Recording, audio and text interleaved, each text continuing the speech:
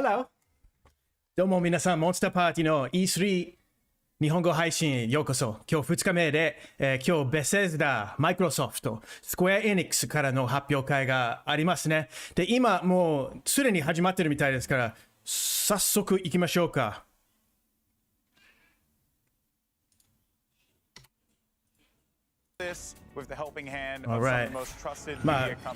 まだ昨日の復習しかやってないから皆さん安心してください。皆さん元気でしょうか？今日はマジでワクワクですね。スクエアエニックスの発表会。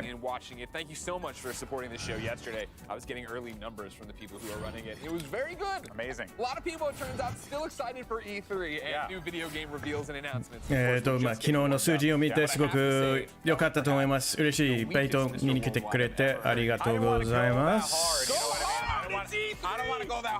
今日のスケジュールね、どうやらこの24エンターテインメントの発表会まずありますね。だからそれちょっと見てみましょう。で、その後、Xbox ベセスダ、そしてスクエアエニックス、イェー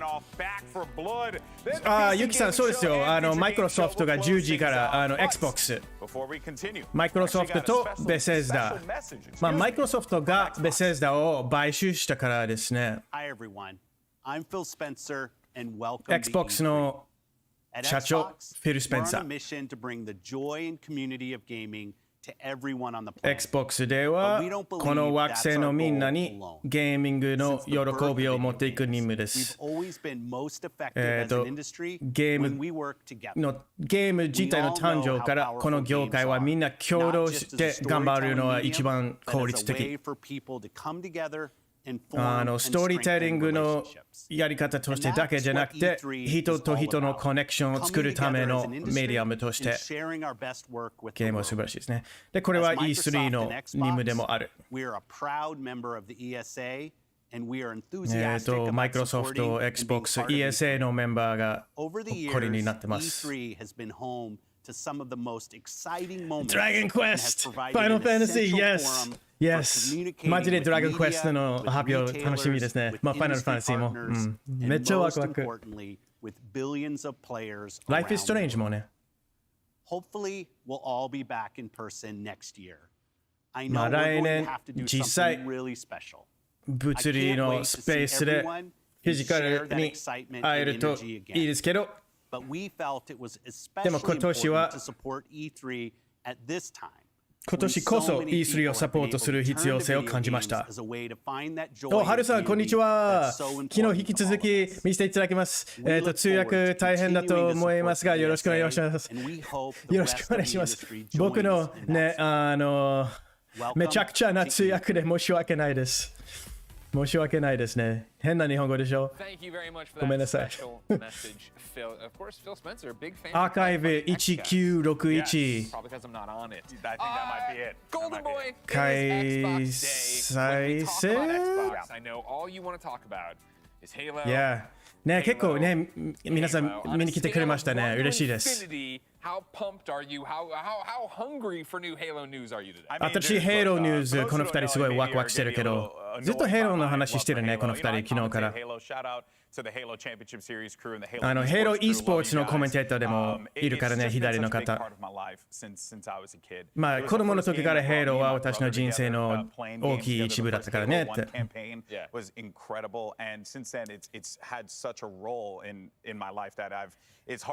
すごく僕の人生で大活躍してるから、何度も言っても言い足りない。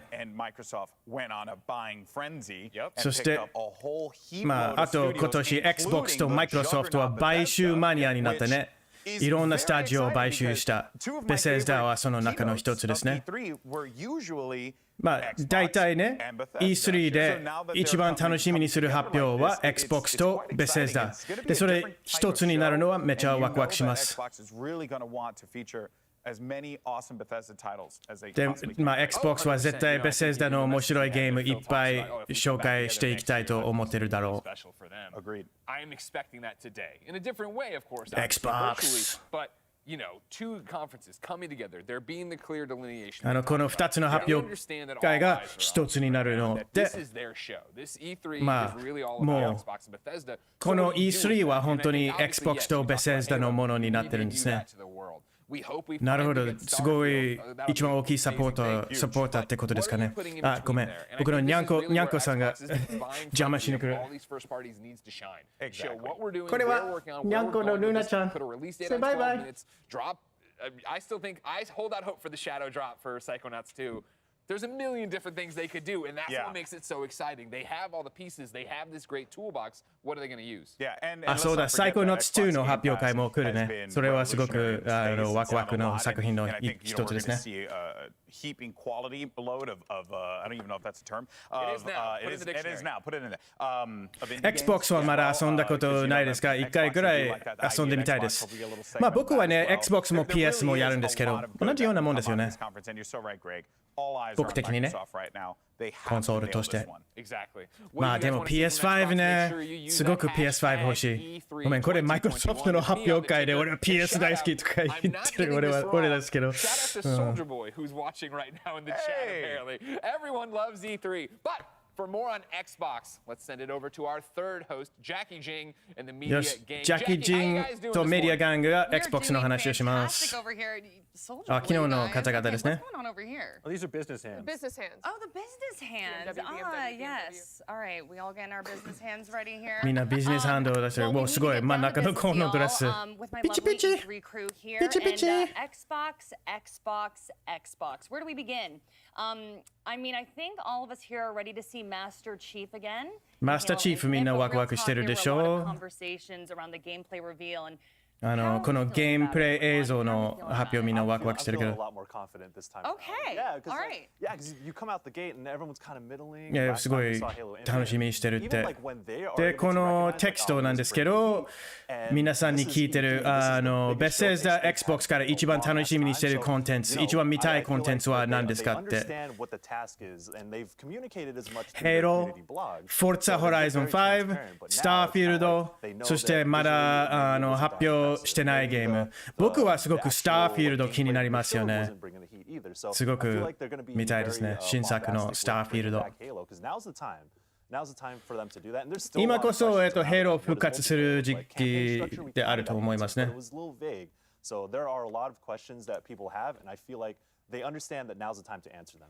今はね、みんなすごく気になってるから。まあ本当にヘイローのアップデート来るといいですね。すごく新しいヘイロー新作欲しいなって。すごくビジュアルの面ですげえ、もう次元大の次の時代のヘイローゲームだってすぐ分かるようなゲーム欲しいね。なんか見たらヘイローがナンバーワンになるだろうと思ってたけど、でも実はヘイローが一番じゃなくて、まだ名前見てのゲームが46%。サプライズ、みんなサプライズが一番見たいと思ってるみたい。あ、フォールアウトもあるからね。確かに、フォールアウト楽しみでしょう。まあ、スターフィールドに対してまだ惑星、衛星、色味。一体スターフィールドとは何ですか、そもそも。まあ、ノーマンスカイの後、私はスペースゲームに結構シニカルというか怖い。ノーマンスカイの失敗後。でもね、ノーマンスカイね、最初失敗したけど、最近のアップデートですごく楽しくなってるけどね、僕的にね。ノーマンスカイ大好き。からこの子と賛成できない。まあもしかしたらマスエフェクトみたいなストーリーゲーム、FTL みたいな戦略、どうなる？まあベセスダのゲームだから、まあベセスダゲームみたいな感じ、フォールアウトとか、エルダースクロールズ、スカイリム的な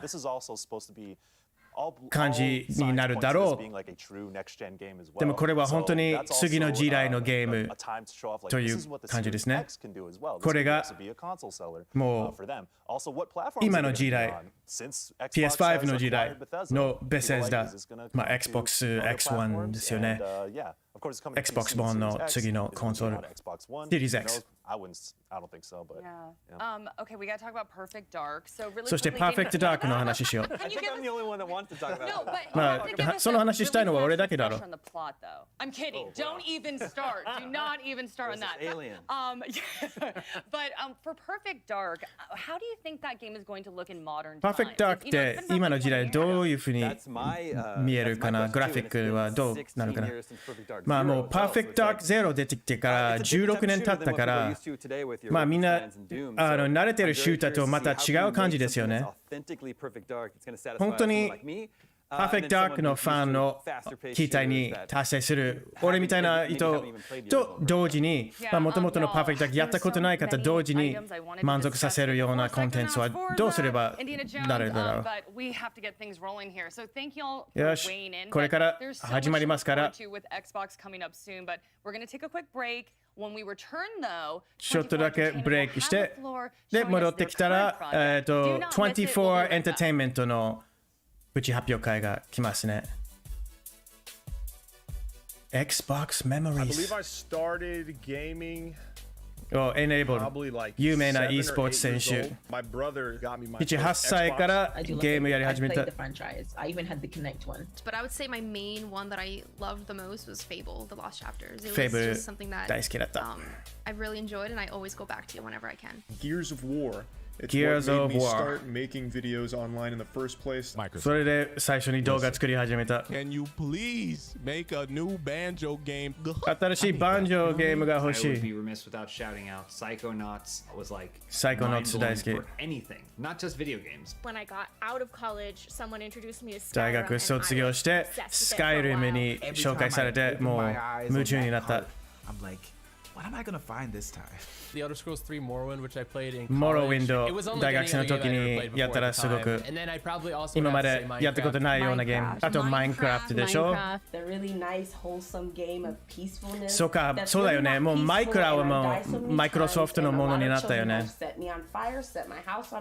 じゃあもしかしたらマイクラのアップデートとか発表あるかもね。Halo is my favorite, and I usually have a Master Chief helmet. Oh, I put it in storage! Halo 2 dropped. And that's something I'll never forget because that is what Halo 2が出てきた時に俺の競争シーンすごく盛り上がった。Really competitively, just playing video games and getting better at them is really, really fun. But I just want Halo Infinite news. I was so Halo news 欲しいね。For that. And hopefully when Infinite drops, yes, I could play that and Halo Infinite. I love the series, man. I love すごく it. And I 楽しみ。 want to be like a die-hard Halo fan again. そうだね。e スポーツプロゲーマーたちめちゃヘイロー楽しみだよね。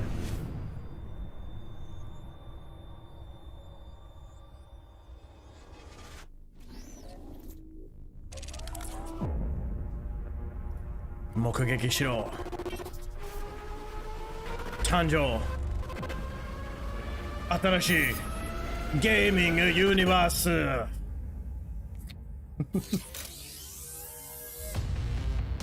ビンジ。サイバーパンク的な音楽だね。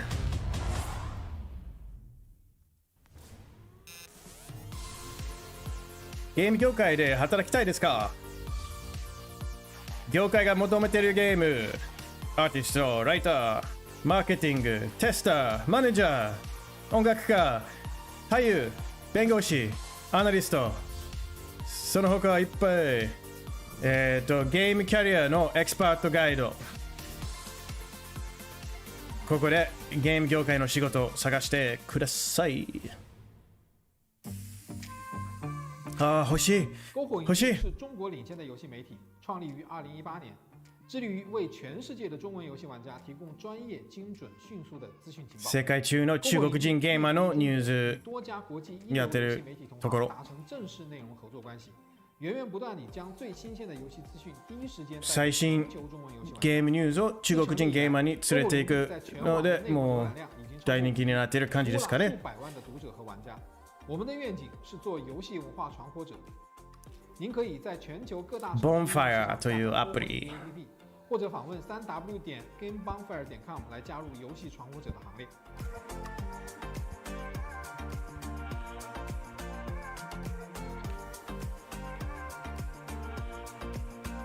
マジワクワクしてるよ。ベセスダ、スクエアエニクス。これはE3の中で一番楽しみにしてる日かもしれないですね、僕は。As a part of Play for All, GameSpot will be bringing you the latest gaming news and announcements, interviews with GameSpot も developers, the 最 biggest 新ゲーム press ニュース。 conferences, and lots 初見です。 more. 日本語 Play for All 強く is 助かり ideally ま online す。 that combines the excitement and announcements of E3 with charity live streams the following week with lots of special guests who are going to help us raise money for Aid ようこそ。見に来てくれてありがとうございます。僕の変な日本語ですけど、頑張ります。よろしくお願いします。GameSpot and as a part of E3's official broadcast. See you then. かわいいね、この子。Thank you, Lucy James, my former roommate. Battle Royale games like Fortnite, Apex Legends, and even Call of Duty Fortnite、Apex Legends みたいな。the free-for-all landscape over the recent years. 今のバトルロイヤルランスケープドミネートしたでしょ。で、これから24エンターテインメントはこのジャンルの大きい新作がある。NARAKA ブレードポイントのエクスクルーシブを見ましょう。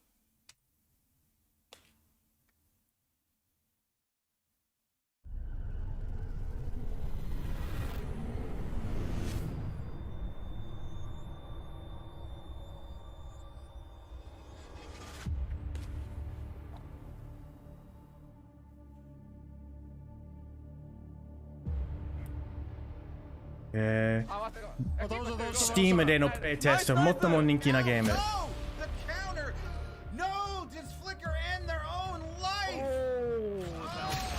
すごく戦いには深さ、すごくカスタマイズできる体験。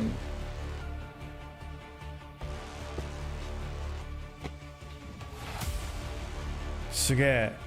同時使用者のピークはもう14万人以上だったね、今。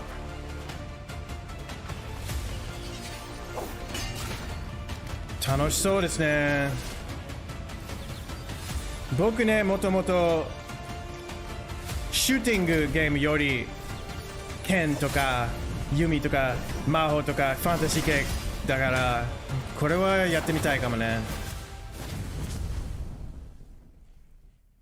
お、レッドマンさん、ありがとうございます。まあ、日本語ね、完璧じゃないから申し訳ございませんが、よろしくお願いします。今日は楽しんでいきましょう。槍、新しい武器。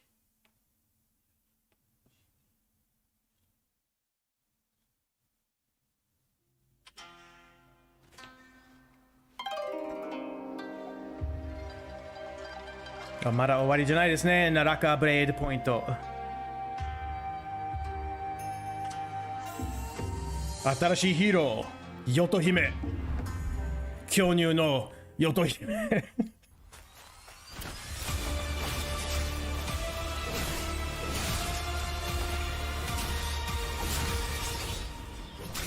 強いね、ヨト姫ちゃん。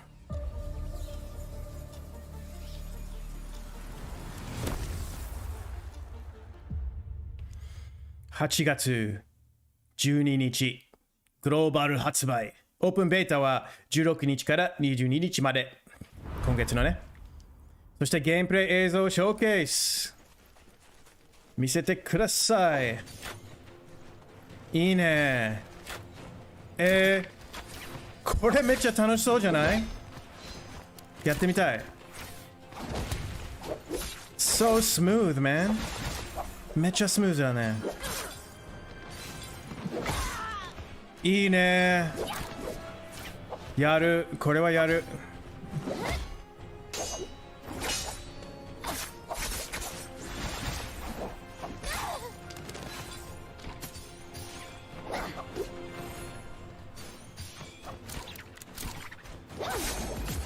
すげえ。おー、で、バトルロイヤル、やっぱり。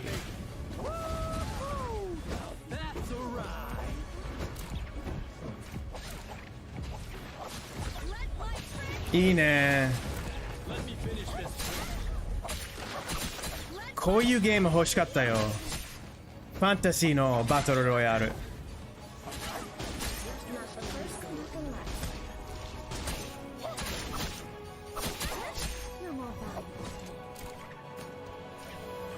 結構いろんなプレイスタイルもあるっぽいね。あれ NPC だよね。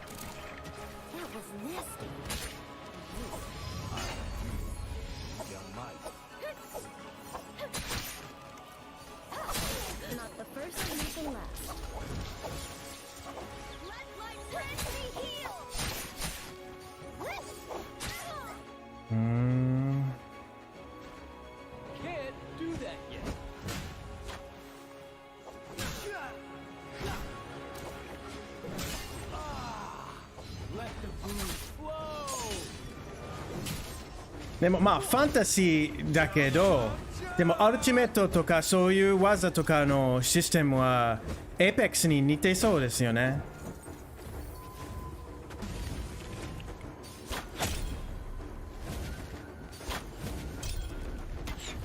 あ、これ NPC じゃない。そっか、その巨人もプレイヤーキャラクターだね。いいね。なんかタンクとして良さそう。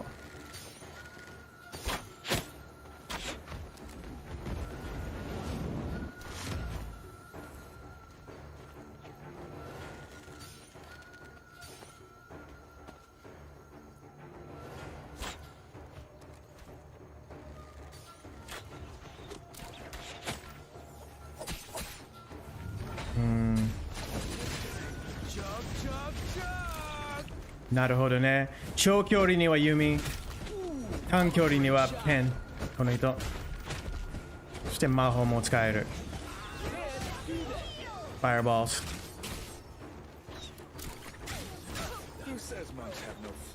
おー。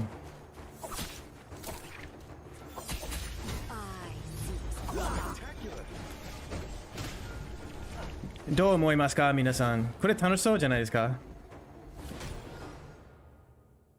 楽しそう。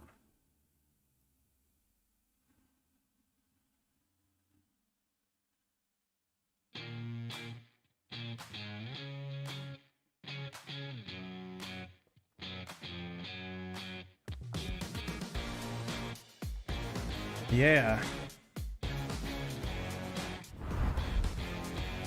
開発者からのメッセージ。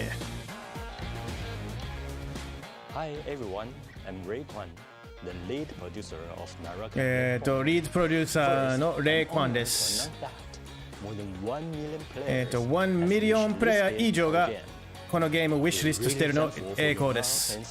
皆さんの愛情とサポート大感謝です。NARAKAブレードポイントはバトルロイヤル、アクション性が強い、すごい英雄、多様性に満ちた武器、いろんなシナリオ、スナイパーの可能性もあるね。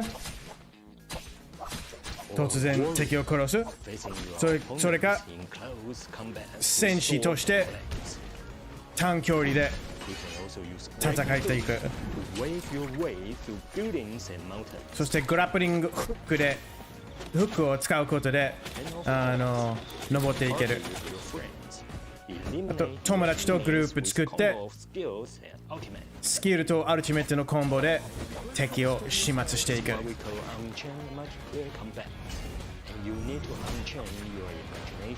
ンチェインマルチプレイって呼ぶコンバット。想像力をアンチェイン解放しなきゃいけない。そしていろんなゲーム内のインタラクティブのものが皆さんに待ってます。あとキャラクターカスタム化、ユニークなアピーランスを作れる。ごめんなさい。そして新しい槍の武器。中国では槍は武器の王様と呼ばれる。カンフー映画からインスピレーションを受けて槍の動きと技を作っていきました。NARAKA BLADEPOINT will be globally released on August 12th, and you 8月12日グローバル発売。multiple PC platforms. マルチプラットフォームで今プレイオーダーできる。New hero and exclusive outfit. After the August launch, we will continue to release new contents and work hard to break down. で、発売後もアップデートし続ける予定です。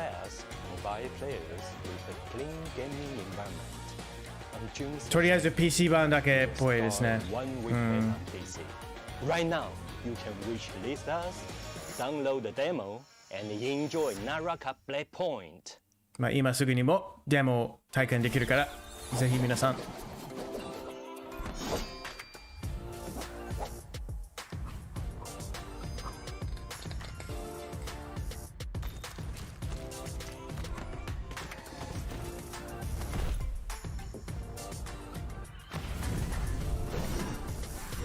でもね、僕カンフー映画も大好きだからね、これはやってみます。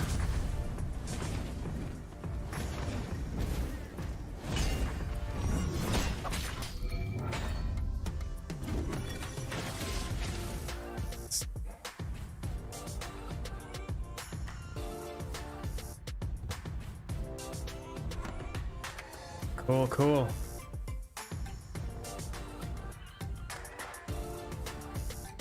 なるほど。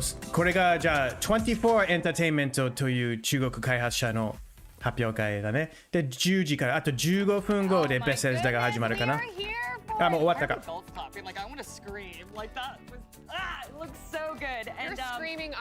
日本以外の方が受けが良さそうにも見えますね。そうですね。そうですね。まずは中国で大ヒットでしょう。それは決まってるでしょう。NARAKA BLADEPOINT アルファやったらすごいなと思った。バトルロイヤルジャンルでは命令バトルが書いてたと思うんだね。短距離のコンバットゲームがなかったから、それまずはすごく今まで見たことないから、ゲンギスカンという友達に話さなきゃいけない。なんか Steam で見て、それやってたら、それなんだろうってデモをダウンロードしてみて、そしてその日、一日中やってみたらめっちゃ楽しかった。だからすごくワクワクしてる。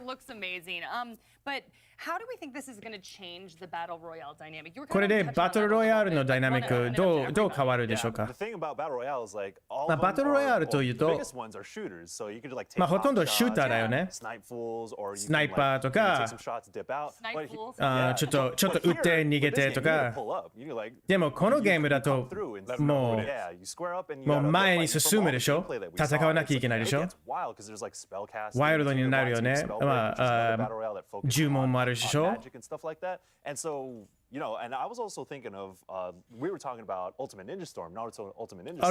ルトアルティメット忍者ストームの話もしたでしょ。それすごい速くてルース。で、僕は For Honor もやるんですけど、なんかね、もう 100% いけっていう感じの戦い方だったよね、見たら。Yeah, I think we all know. June 16th. We were all taking notes. We were like,クイズ。クイズ。でもいつ始まるかのクイズ。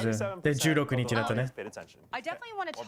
あ、フットさん、和訳ありがとうございます。感謝します。いや、こちらこそ見に来てくれて感謝してます。よろしくお願いします。I think absolutely because people want differentiation. There's this feeling of battle みんなすごく違うようなゲームをみんな欲しいと思うから、NARAKA BLADEPOINT は成功すると思います。なんかアニメチックの戦い方もあって、このバトルロイヤルジャンルに絶対必要なコンテンツだと思いますね、こういうのは。で、なんか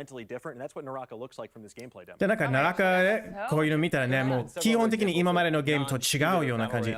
そうだね。シューターじゃないバトルロイヤル、フォールガイズ、マリオ35、他のもあるんですけどね、実際。でもNARAKAはすごい楽しいと思う。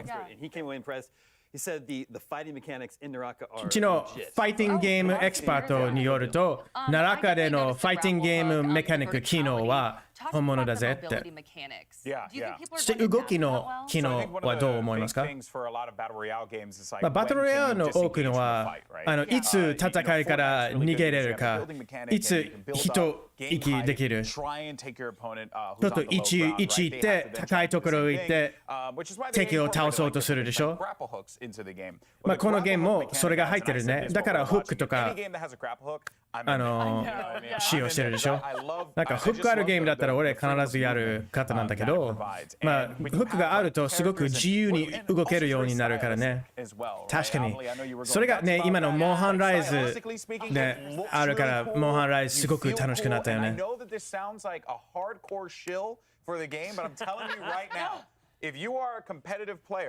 争的なプレイヤーだったら、e スポーツの人だったら、競争心ある方、絶対NARAKAブレードポイントは好きだって言うよ。言っとくよ。最初に見たときには、なるほど、バトルロイヤル、フォートナイトみたいなのがあって、でも、ブレイド&ソウルのより早いバージョンって感じだった。そしてそのキャラクターカスタムもあって、なんか、原神インパクトのあれも入ってる。いや、すげえなって思った。なんかすごいよね。ルックは綺麗だね。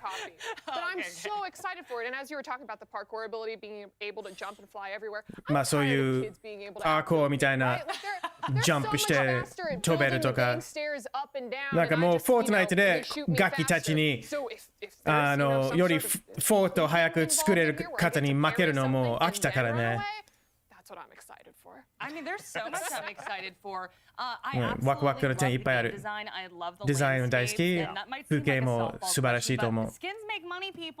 あと、スキンズはいいよね。キャラクタースキンはお金になるからね。こ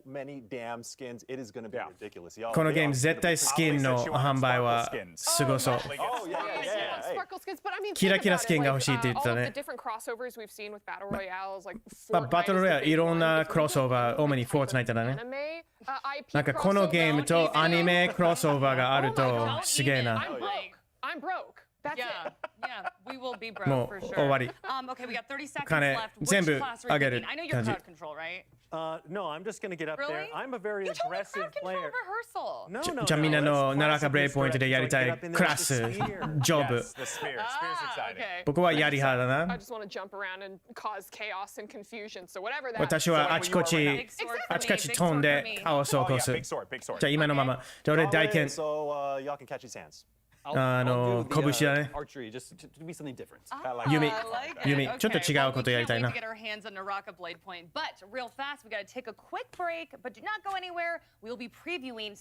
そうです。ランさん、ベセスダはあと約8分ぐらいで始まります。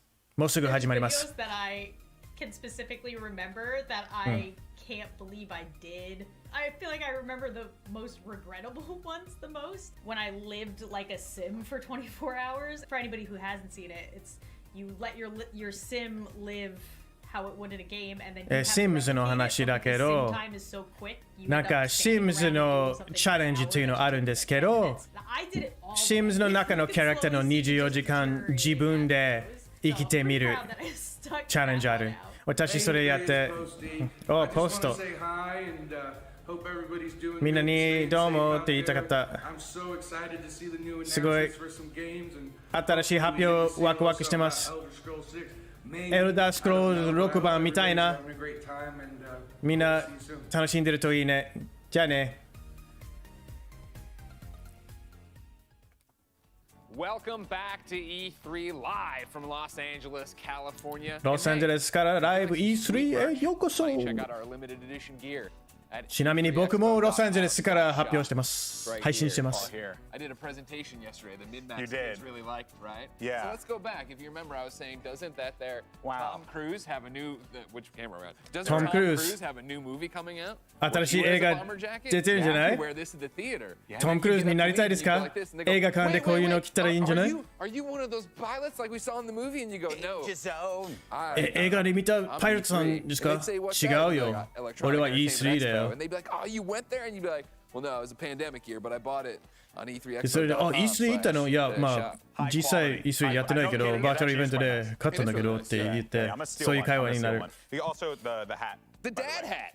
Hey, kids. Aren't you a dad? 親父帽子。お前、親父ですか？これはちょうどいいでしょう。家事とかやるときとか、お庭のことをやるときとか。Presents is later today, and we'll get a world premiere from IDOS Montreal, plus an update on アイドスモントレアルのアップデートも出てきます。マーベル、アベンジャーズ、ブラックパンサーアップデート。What are you most excited about? I'm glad you asked, Greg. Ladies and gentlemen, in September 2020, a game called Marvel's Avengers came out, and y'all enjoyed it for like a week, but this guy enjoys it to this day. 俺は未だに楽しんでる。今日は俺の日。Black Panther, War for Wakanda. How ブラックパンサー出てくるだろう。See him out there, Wakanda forever. Wakanda, baby. いや、ブラックパンサー関係のものは俺もう 100%。ずっと昔からブラックパンサーのファンだから。でも他に何を持ってくるかも気になるでしょ。Fun and games aside, I did put up a video back when they were getting ready for their last Avengers thing. That was, hey, Avengers isn't in a good place. I enjoy the gameplay. アベンジャーズはね、楽しいけど、でもちょっと改善してほしいというのを僕も言ったけど、ゲーム内のコンテンツ、アップデート、レード、パワーレベルのもの、なんかこれをもっとやる理由が必要。今日はね、その対策ではどうするかのテストだね。Halo, baby! Halo, Zello! もちろん Halo 来る。Halo はね。I kind of going into this one super cold, so I want to be dazzled. Platinum's an incredible dev. I have no doubt in my mind that they're going to bring the heat, and I think it's going to be really exciting. I think Square Enix is going to have a pretty decent show, and I'm looking forward to it. Square Enix のショーは絶対すごいでしょ。Because the other big thing that we were just talking about. Well, first off, full stop on the unannounced game. Life is Strange. Huge fan. Life is Strange. 大ファン。もっと見たい。新作9月に出てくるけどめっちゃ楽しみ。IDOS Montreal. All right. We've known Square Enix で皆さん一番楽しみにしてる発表は何ですか？ working on something new. Yeah. Is it true? Is it today we see it? I mean, we see 皆さんにも聞きたいですね。Square Enix から何が見たいですか？ It is interesting because obviously there's rumors of what's coming, right? Maybe a Marvel property. But あと、まあ、これから出てくる新作、Deus Ex 持ってくるかも出てくるかもしれないね。新マーベルゲームも出てくるかもしれない。俺、Deus Ex 大好き。大好き。Games like it was like a huge part of my I mean Deus Ex Conspiracy on the PlayStation 2 I'd have played that like a million times PlayStation 2の PlayStation 2のね Deus Ex 版も何回もやってるし Deus Ex Human Revolution 人間革命も何回もやった Deus Ex も毎回楽しいよねこういうなんか近未来サイバーパンクのブームで今 Deus Ex の新作にはすごくいいタイミングだと思うでもなんかそれは出てこない気もする。もし出てこなかったらまあいいよ。来年で。What I'm excited for is seeing something. I take this like Insomniac, where I think Insomniac is an amazing studio. Deus Ex リメイクもいいね。リメイクも見たいね。確かに。And I think as we look at Square Enix 確かに。IDOS Montreal here, right? The same could be applied here, where Deus Ex games were great, and the people who loved them loved them. Deus Ex のファンは本当に大ファン。Let's see what happens. でもまあマーベルのタイトルも出てくる可能性はあるから。What are you excited for? Hashtag E3 2020. みんな何にワクワクしてますか？ Have a great time. Yeah. Now, following Square, they want me to read the teleprompter. This is another. Look at right here, right here. We don't need to. I don't need to. Following Square is WB Games. Square の後は WB Games Back for Blood の発表会ですね。Left 4 Dead のみんな待ってたまあ続編というか FF16 来るんですよ、エンレンさん。絶対来ると思います。右の人って LOL の大会の実況とかしたりします。声聞いたことある気がする。やってると思います。多分その方ですよ。They know what they are. They know what they're doing. And yeah, that alpha was fantastic, right? You know, I remember talking to the WB Games crew and saying like, me and my best friends, like we WB のバックフォーブラッドのアルファやったらすごい楽しかったから。Having a good time because that's just what friends do. That's what friends do. And that they said this is literally that. It's.Exactly what you want out of a co-op shooter. コーアップ協力シューターでみんな求めてることだろう。新しいモンスターの種類、新しい惣菜それぞれ持ってきてるけど、でももうみんなのシューティングゲーム、協力シューターの大好きな部分を守りながらやってるから、すごくいい感じに進んでるかと思います。昨日、レインボー6エクストラクションの話してたけど、裏では話したんだけど、ファン2種類ある。まずはタクティカルファン、どういうふうに任務達成する。で、もう一個は、もう、武器、この武器があって、これがあって、よし、皆殺しって、ただ単に撃ちたい方、その2種類ある。あと、今日、この後、PC ゲーミングショーもある。including indie releases coming to a PC near you. They've got 39. 僕は配信しないんですけど、多分同時にスクエアエニクスやってそうだから PC ゲーミングショーは僕は配信しないですけどね。スクエアエニクスでしょ。でしょ。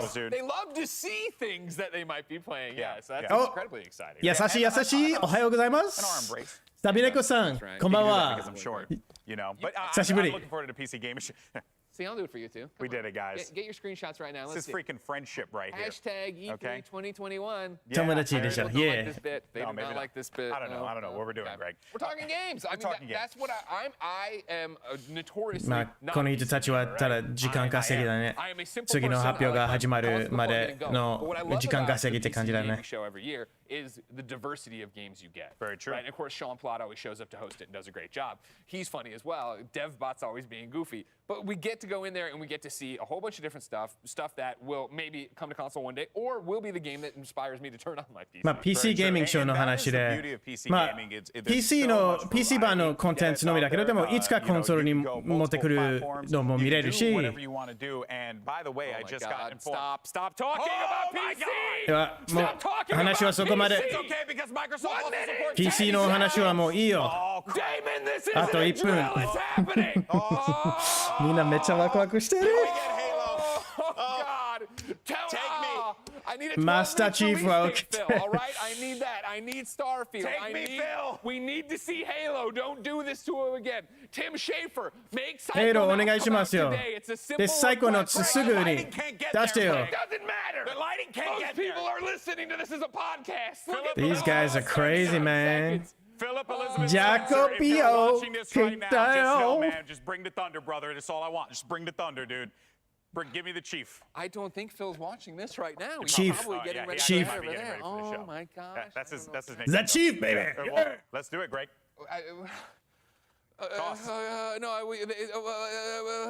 Okay, fine. Are you guys ready? Now is the moment, Master Chief and Golden 今 Boy have いよい been よ waiting for. Here's マスターチーフとゴールデンボーイがずっと待ってたモーメントだよ。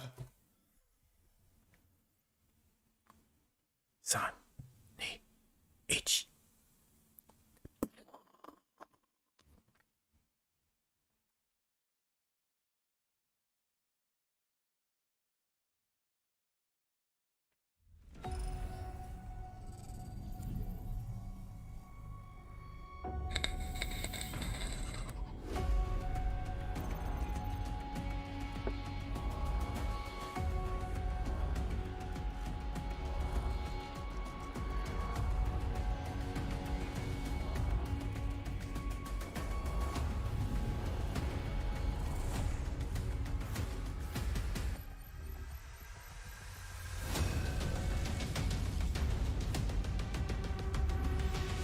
Yeah!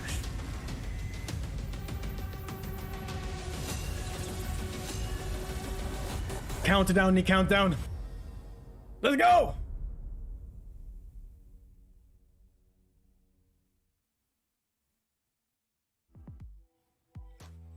$20 年。Xbox はもう20年前からある。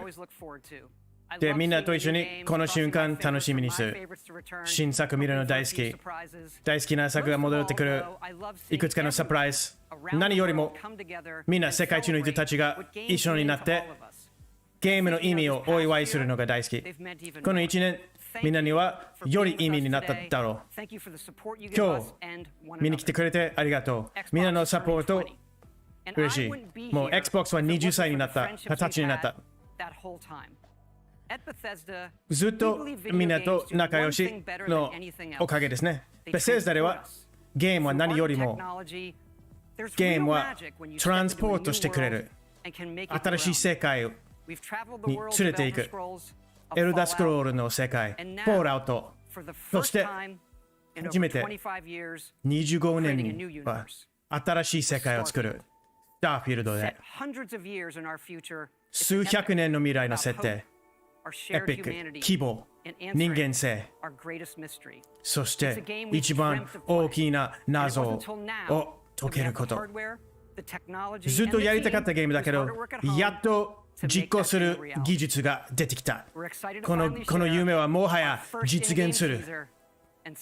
最初のティーザー発表します。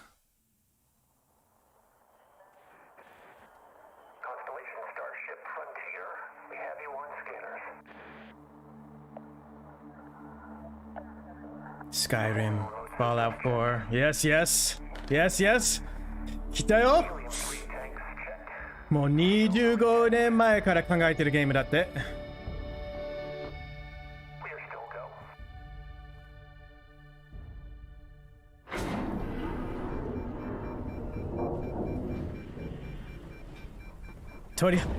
俺も鳥肌。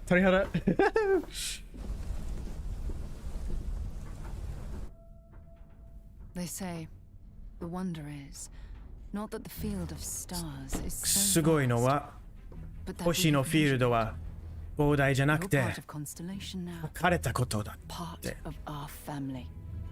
もう私たちの家族の一部になったお前は見つけたことすべてをアンロックする鍵となる。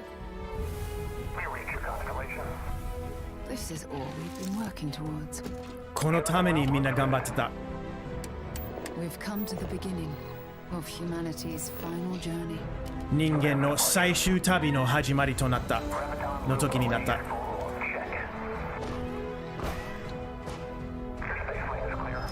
That's why we're here. だからここにいる。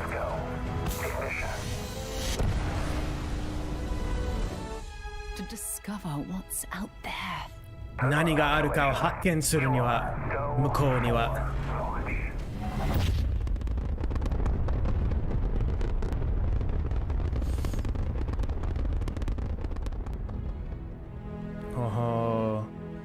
111122って書いてたからそれが発売日じゃないよね。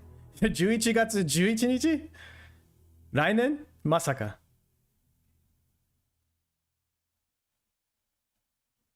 本当だ。じゃあ結構先だね。結構先。まあ、じゃあずっと楽しみにしよう。初めてみんなに期待新作のゲームを紹介するのはすごく栄光です。そうですよ。あとエクスクルーシブ。Xbox ベセスダゲームショーケースへようこそ。ゲームをお祝いするの栄光です。ゲームがみんなの喜びの元になってすごく感謝してます。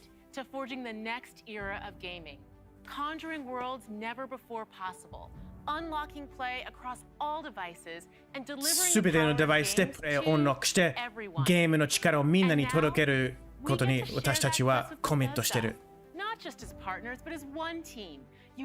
そしてベセスダが Xbox ファミリーになって一緒にその任務を実行できる。そして今日もっとこれからのことを発表できる。30個のタイトル、30個の作品を発表する。で、今日すべてのタイトルが Xbox Series X に最適に作ってる。Next Gen Performance Speed 機能。この地球の中で一番いいスタジオと一緒に仕事できる。次は本当にすごいよ。GSC ゲームワールドのストーカー2。まずは Xbox Series X PC 発売になります。チェルノブイリか。4K 画像、レイトレーシング、まさに Next Gen 体験となる。ストーカーね。ね、PS5 でも出してほしいよね、本当は。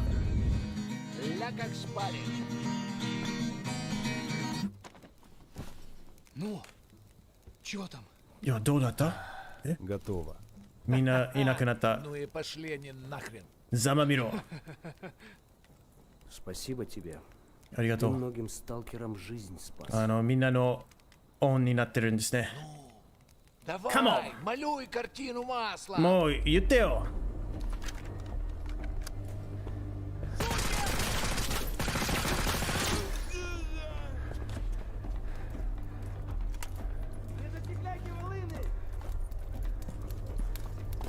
ほほほ。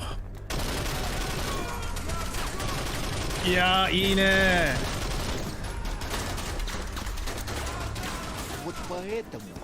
だから俺は戦いに入らない。弾食らいたくないから。知らないよ。弾と不思議なものの間には弾選ぶね。不思議なものっていうのはこういうものだな。アノマリ。ミュータントだね。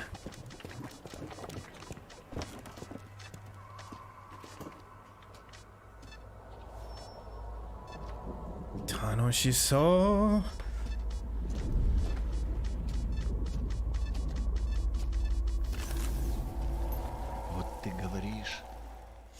なんか言ってる美しさはもう見えるみたいな感じ。俺はただのルッキー、初心者じゃないよ。慣れてるよ。でも彼女には毎日驚く。ゾーンには絶対慣れることはないよ。地下室への道は知ってるって言うけど、ちょっと黙って。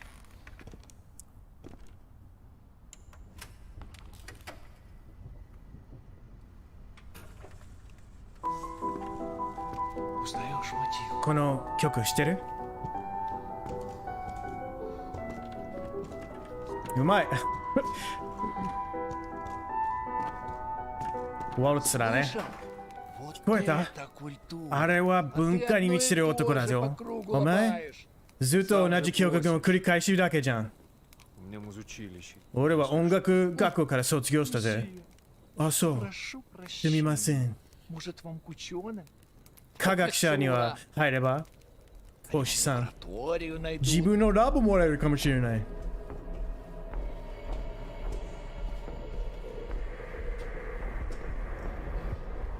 イエス。すげえ。マジ鳥肌。マジ鳥肌。これめっちゃやりたい。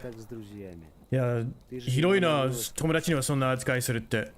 だって一緒に任務に行くでしょ。まあ、ゾーンではまずはフレンドっていうのはないから。そうだね、その通り。苦しんだか、彼。いや。ああ、よかった。なんかその目に当てほしくなかった。弾はよ、ドン。あんな扱いして残念だった。知ってるよ。だって彼の命救いたかったけど酔わなかった。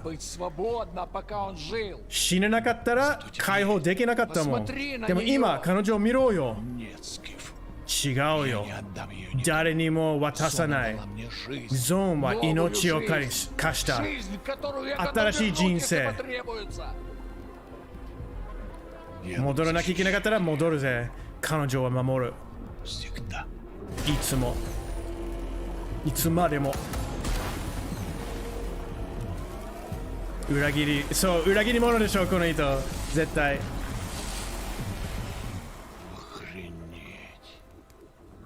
めちゃくちゃいいグラフィックだな。じゃあもうそろそろ行かなきゃ。じゃあ次はどこ行く？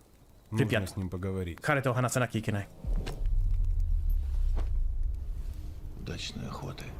頑張れよ、ストーカー。いいハント。いやー、やばいこれやばくない？うん。PC でやる。PC でやります。はい、やります。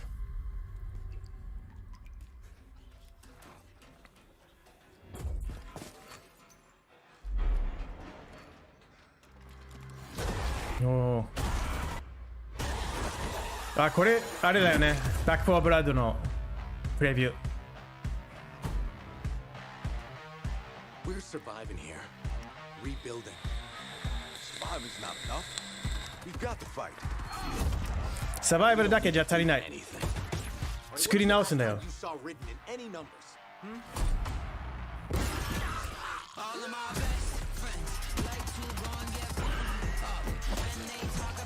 ね、これも楽しみ。協力プレイのシューター楽しいよね。昨日のレインボー6もめっちゃやりたい。レインボー6エクストラクション。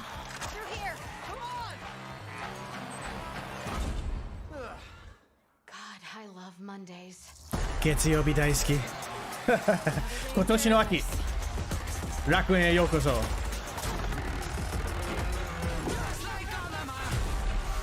一緒に皆殺ししよう。4プレイヤー協力プレイ。あとスワームモード、対戦モードを紹介します。おー、すごい。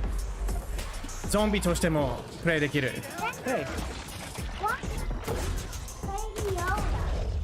いやー、いいね。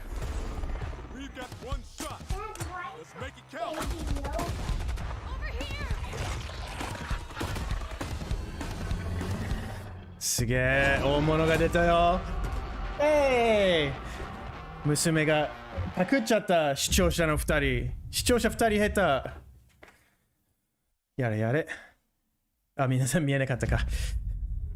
ユンちゃんが3歳の娘がいるけど、たまに邪魔してくるから申し訳ないです。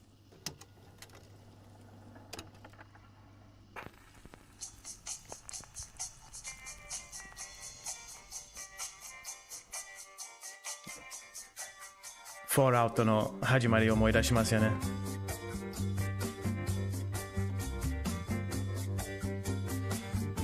娘さんかわいい。ありがとうございます。後でまた多分カメラの前に出るかもしれないですね。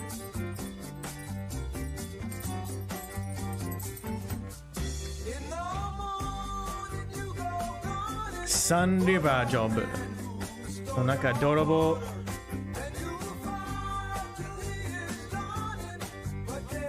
ね、PS でも欲しい、本当に。本当にね、すべてクロスプラットフォームになってほしいよね。オープンワールド。最初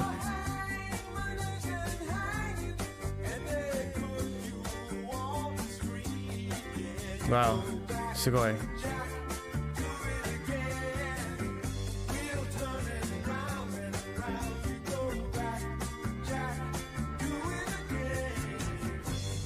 コントラバンド。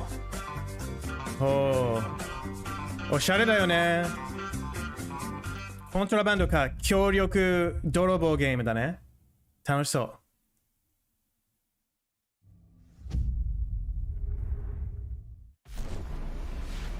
う。お、Sea of Thieves の新作か？アップデートか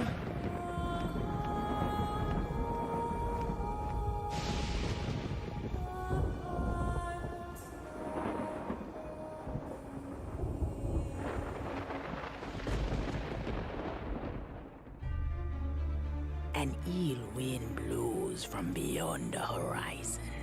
いや、不気味な風が向こう側から吹いてくる。新しい危険が来る。その災いを止める方は呪われた海にトラップされた。海賊ライフを生きるならまずは一人の命を助けなきゃいけない。It's Jack Sparrow. Oh, didn't realize we had company. Captain Jack Sparrow. But I suspect you already knew that. まあみんなも知ってると思った。レア、ディズニー。Because of the treasure Jack stole, a darkness 盗んだ宝によって闇が起きた。止められないとこの世の中が影に沈む。新しい体ができた。私はできるのは導くことぐらい。It's nothing but cursed crews, bloodthirsty mermaids, a legion of dead, angry pirates. Oh yes, and now one Davy Jones. デイビー・ジョーンズも。おお。確かに大胸筋さん、Xbox パス必要性が出てきそうですよね。確か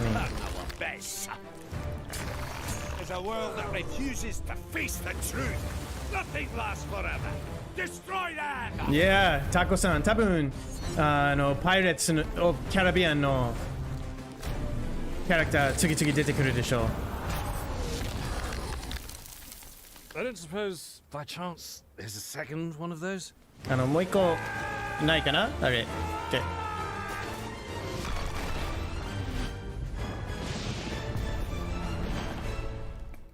The Sea of Thieves, eh? Bring me that horizon. たぬききつね、こんばんは。見に来てくれてありがとうございます。Yeah, epic original story. ディズニーが入ったか。これも6月22日ですね。ゲームパスね。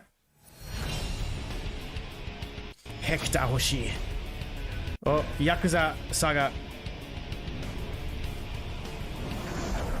これが CM か。Hey, how's it going? 皆さん英語の声で不思議でしょ。あ、ゆきさん、初見ですか？嬉しい。ようこそ。友達を呼ぶ。ザリガニちゃん。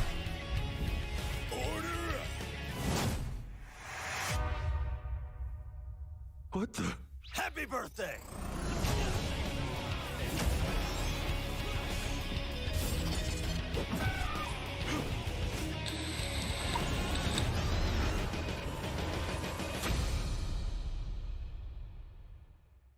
ね、ヤクザの最新版すごいらしいですね。僕はまだプレイしてないけどみんなすごいって言うんですよね。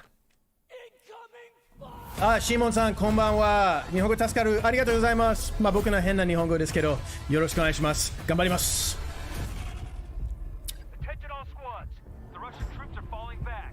ロシア隊が逃げてる。このセクターを確保しよう。ちょっと押したけどまだ足りない。リグループして。いいね。ヘリの戦いいいね。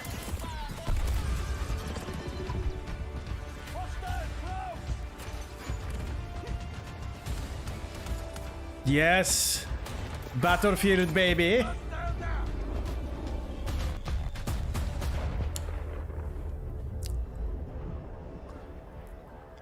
あ、ズキジュンさん、こんばんは。Welcome to the party. マスターパーティーへようこそ。マルチだけになったんですか？なるほど。まあ、僕はシングルプレイも好きですけどね。でもこんだけ進んでるとね、スクワッド系とかすげえな。すごすぎじゃんこれ。やば。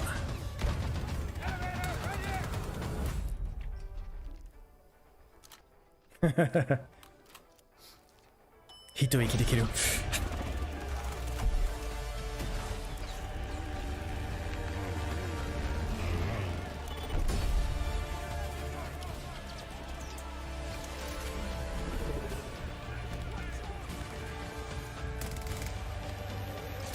ね、近未来的ですよね。ね、そこまで未来的じゃないけど、ちょっとだけだね。うん。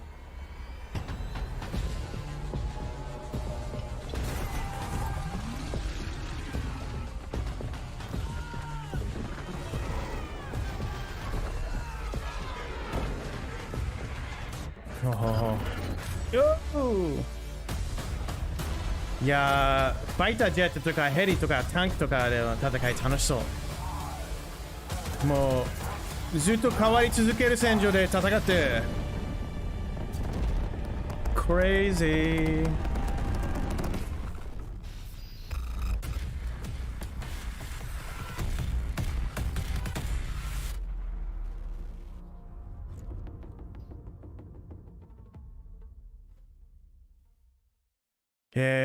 エースコンバット7も天候の表現が本当に綺麗になってきた。そうか。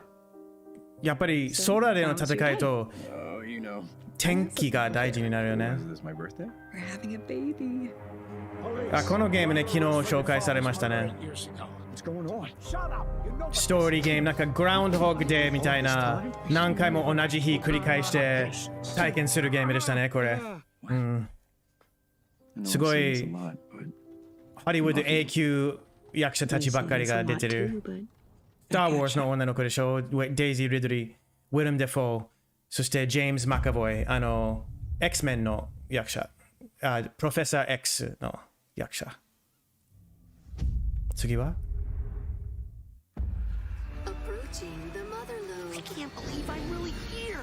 本当にいるの信じられない。イエーイ、サイコナッツ。楽しみだったこれ。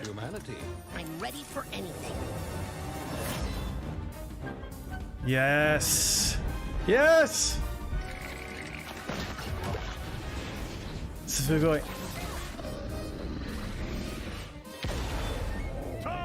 進化してますね、サイコノーツ。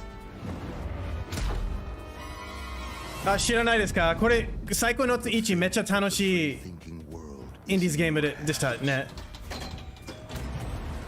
I'm afraid that means the dead letter office for you. The mission is falling apart. 任務はもうダメ、台無し。まあ何があっても対応するのを覚えなきゃいけない。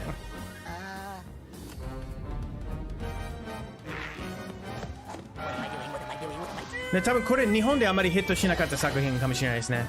でも実際すごく楽しい。世の中の運命の任務、それができる。そうだね、ベーコンさえ見つかればできる。それは無視します。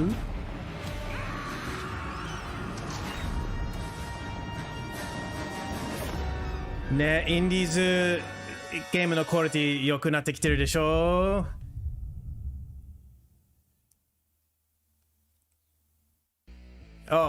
ぜひぜひ調べてみてください。もし興味ありましたら。楽しいですよ。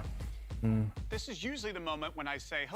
あ、リチョさん、こんばんは。翻訳ありがとう。いえ、どういたしまして。ベセスダが Xbox と一緒に出れるの英語です。まあ、皆さんの大好きなゲームの最新のことを持ってくるのはすごく嬉しい。まずはトード・ハワードによるスターフィールドの紹介。そしていろんなプロジェクト、ずっと前からあるプロジェクトのアップデートで頑張ってます。だから皆さん期待している作品はまだやってます。そして今日は10個のタイトルをゲームパスに持ってきますね。それでゲームパスで30個のゲームが入ることになります。それは Doom Eternal がその一つですね。Xbox Series X とパスに、29日から最適になります。この Next Gen アップグレードは無料になります。60fps レイトレーシングビジュアル、4K モード、そしてオプショナルパフォーマンスモードで120fps までいける。スカイリムの10周年でskyrim10.com で記憶シェアして、Fallout 76で、Fallout の好きなところ全部、カスタムキャンプビル作り、ユニークキャラクター、発見する場所、全部入ってる。ゲームパスの最も人気な作品になっているぐらいですね。Fallout 76の次のことを紹介します。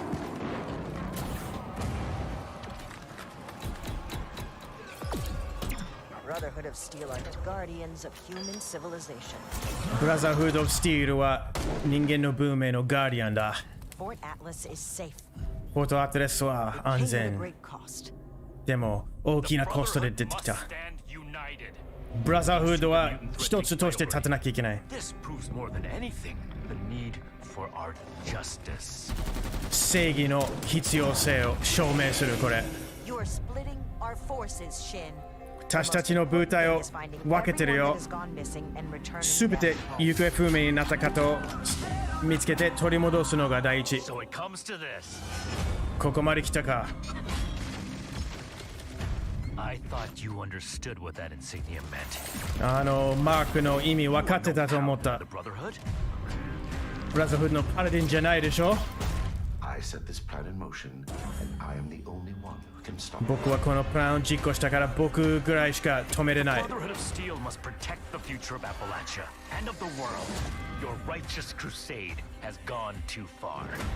正義の任務は行き過ぎた。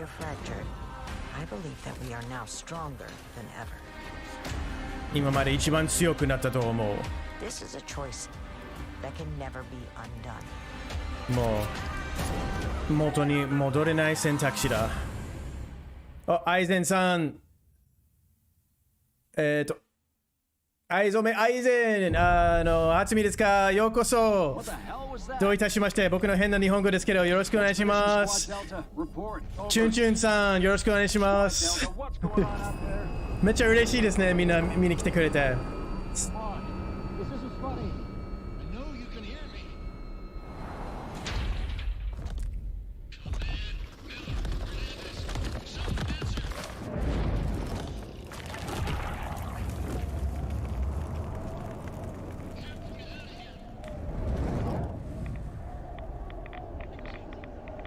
スタートリックさん、初見です。初見翻訳助かる。よろしくお願いします。嬉しいです。見に来てくれてありがとうございます。ザ・ピット。なるほど。どうかな。The Elder Scrolls Online from ZeniMax Online Studios has now surpassed 18 million players and 18ミリオンプレイヤー超えたエルダースクロールズオンライン。今のプレイヤーは新しいブラックウッド DLC を楽しんでる。これからもいっぱい ESL 世界に出てくる。デッドランズのアップデートは秋に出てくる。そして火曜日に発売するコンソールのアップグレードで Xbox に最適された版が出ます。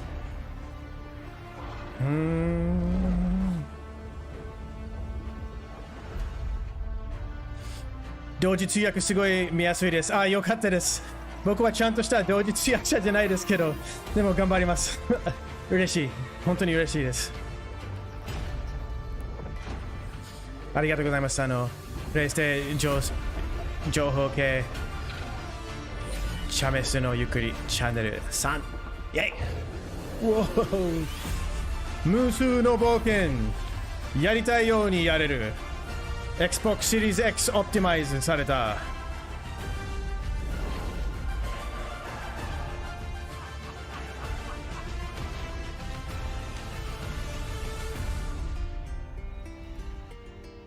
Elder Scrolls Online. La la la la la la.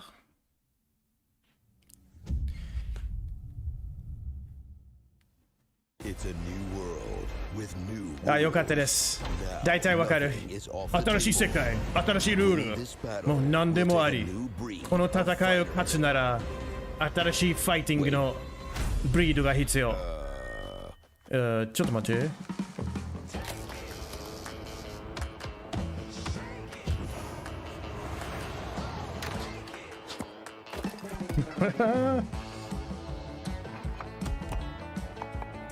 いい展開だね。前のゲームからこれ。一緒にファジー選んで。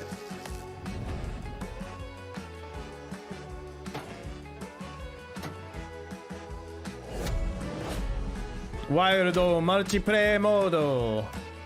みんな酔っ払ってるね。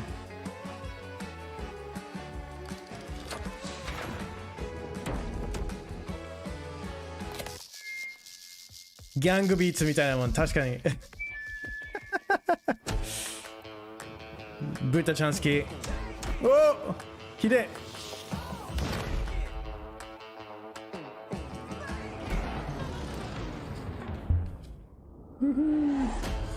あ、カトンさん、こんばんは。初見ですか？ずっと見てましたが、楽しいですね。あ、よかったです。ありがとうございます。すごく嬉しい。楽しい。Party Animals。OK。これはね、ふざけてますね。楽しそう。ゲームパスね。お、僕の大好きなハデス。これはね、やったことない方いらっしゃいましたら、すごく大好きなゲームですよ、僕は。ハデス。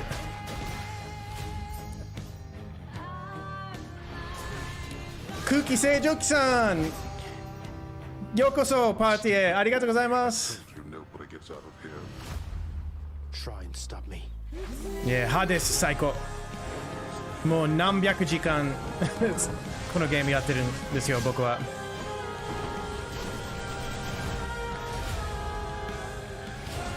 なんかね、ギリシャ神話の神々、各神々からご褒美を次々もらって、で、毎回、ローグライトのゲームで、毎回やると違う武器、違う能力、神々のご褒美が変わるから、毎回違うよね。すごくよくできたゲームです。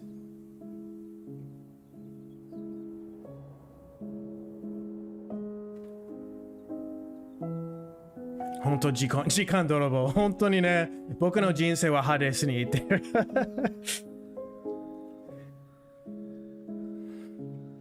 あ、主演のヤンデレ、初見翻訳、助かりますか？よかったです。嬉しい。ありがとうございます。見に来てくれて。楽しみましょうね、今日。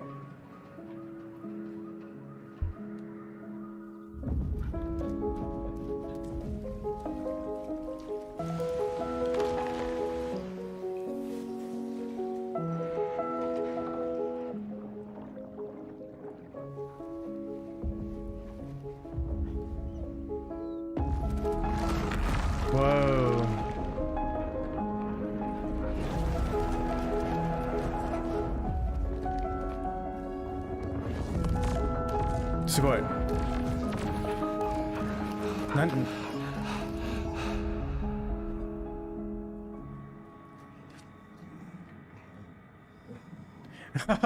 ゼロさん優しいですね。気づかないほど流暢ですか？それは照れちゃいますよ。そこまで言うとありがとうございます。ミステリアスね、サマービルね、これなんだろう？気になりますね。映画綺麗。うん、この映画のスタイル嫌いじゃないね。This holiday marks the 20th anniversary of Xbox and the 20th anniversary of Halo. 20 To our millions of 年の passionate 誕生日 fans, ですね。thank you. ヘイローも。みんなのファンにありがとう。来ましたよ、ヘイロー。来ましたよ。私たちの目標はずっと昔からプレイヤーをつなげること。PC、Xbox クロスプレイはこれから提供します。ヘイローインフィニットマルチプレイは無料でスパータンヒーローにみんなに誘います。ジョーセフ・ステイトンと一緒にいるの栄光ですね。ヘイローインフィニットのクリエイティブディレクターです。もともとヘイローコンバティブルからヘイロー3からヘイロービジョナリーですね。またヘイローのファミリーに戻ってきて嬉しい。私たちに対してヘイローというのはヘロイズム、英雄、そしてワンダー、発見。大変な場面で人間のために戦う美しい風景の背景に私たち今まで一番広い環境を作ったんですけど、壮大な風景で皆さん探検していただくことを楽しみにしてます。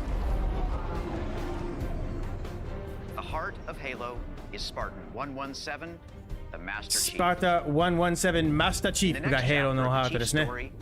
次のチーフのストーリーのチャプターで今まで一番大変なチャレンジに向き合う。でも一人では向き合うんじゃない。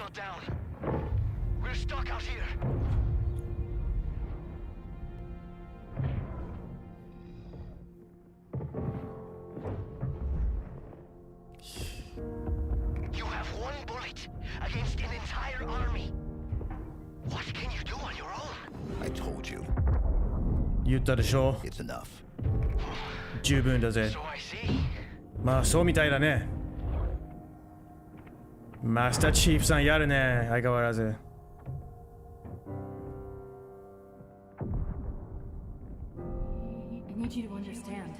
分かってほしい。時間がない。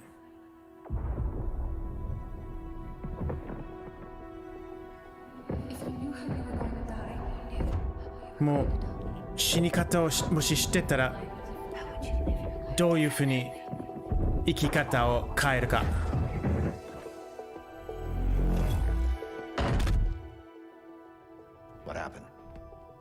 何？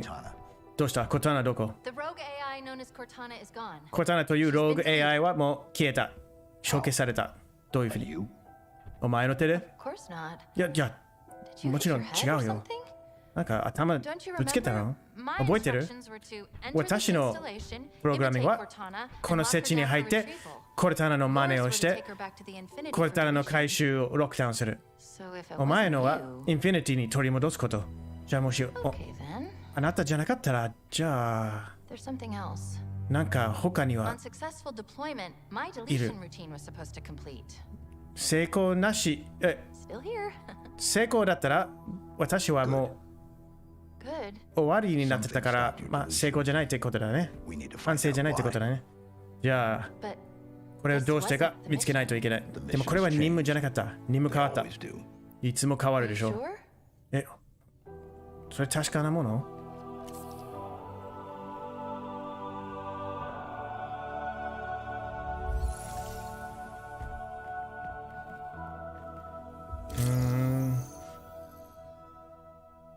一緒に行くね。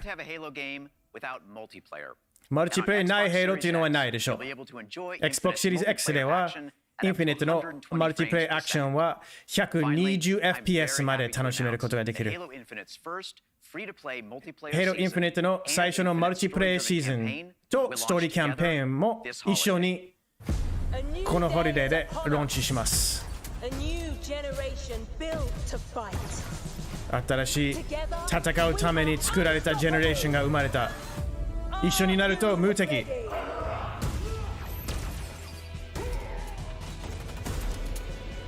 Yeah, baby.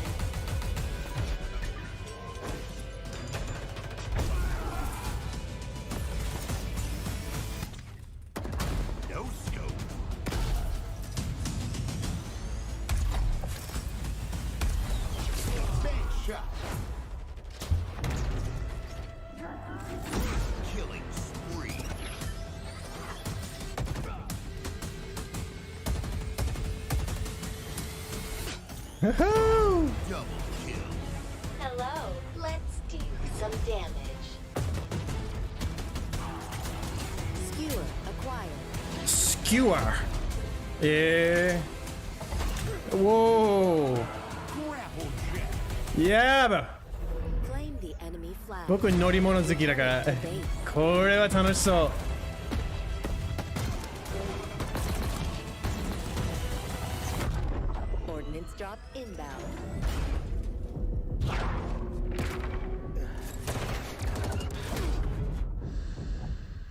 うやば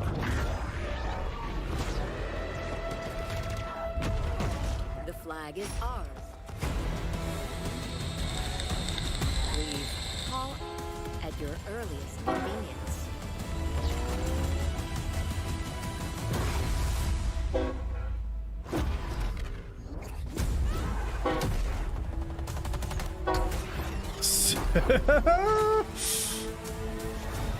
Now, show me what you can do. 侍が出たねすげえ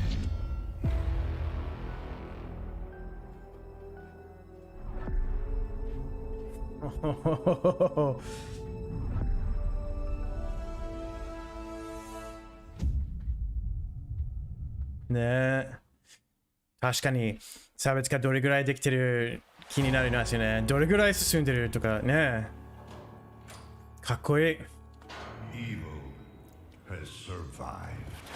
悪生き延びた東には暗いものがさまよってる止めなくちゃいけないどんなコストがあってもディアブロ9月23アクション RPG のロードが復活される蘇られるかシリーズ X 4K60fps はいはいそれは基準になってるみたいですね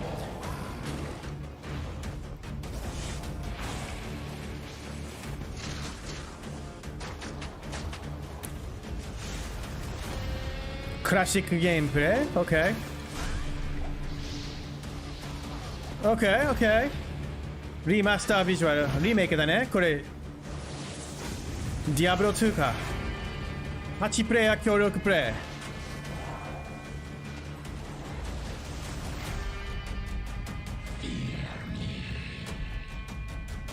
イD2R ベイビー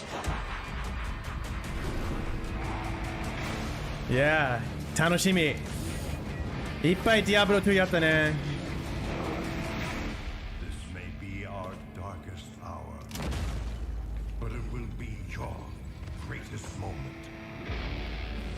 ほほほほ9月23日ワクワクしますね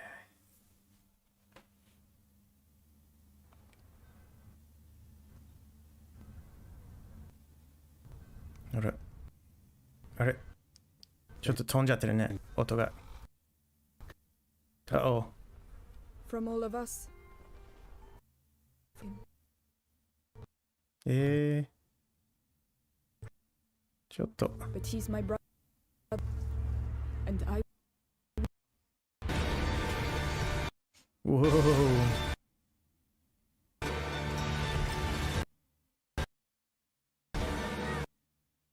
Oh no. バグってますね。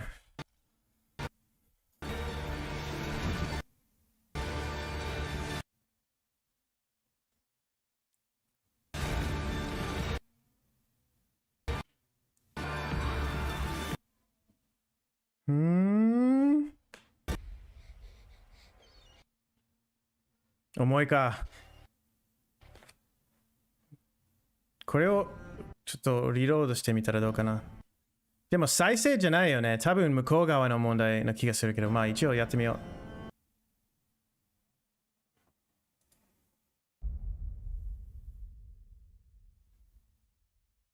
う。残念です。プレイグテール、レクイエム。残念。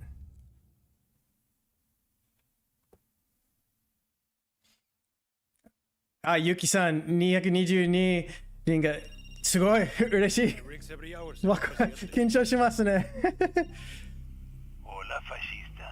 あ、ファークライの CM ね。Let me ask you a question.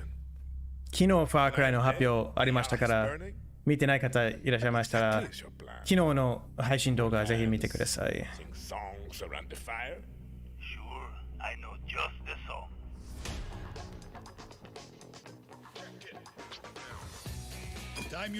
ちょうどいい記憶してる。SOL カソベラを倒すにはちゃんとした道具が必要。じゃあ聞いてるよ。まずはステルス。もう任せてよ。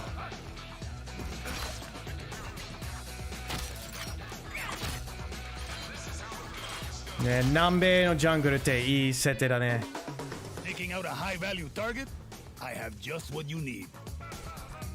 嬉しい。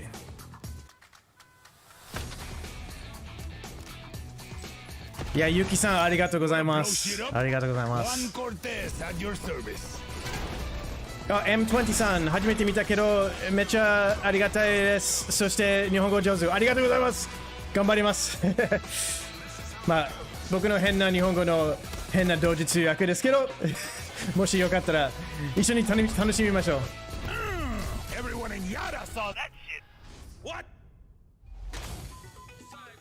いつも映像だけで楽しんでてから本当ありがたいね。よかったですね。よかったよかった。ごめん、このファークライの CM は抜けてますけど、ちょっとヒート休憩ですね。おお、あのバックパックいいね。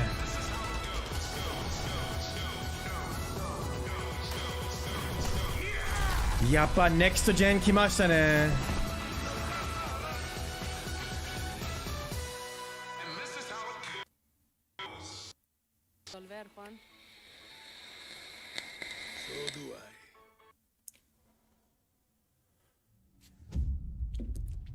お、よし。エクスクルーシブ。モノミパークさんから。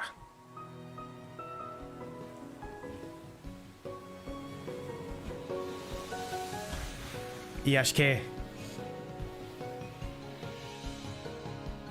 癒し系ですね、これ。お、スライムランチャーか。急に世界変わったね。ね、なんか展開でもいいですよね。重い系やったら次は可愛い系やったりとか。スライムランチャー、これやりましたね。最初の作品。楽しい。なんかいろんなスライムを集めて、配合して、いろんなスライムの種類を作って。そう、スライムランチャー1は Steam でプレイできます。これ2番ですね。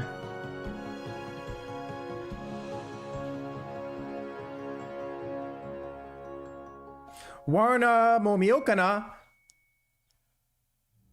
ワーナー、じゃあ、まあ皆さんね、やってほしいなら仕方ないですね。ワーナーやりますよ、じゃあ。もう僕も見たいですし。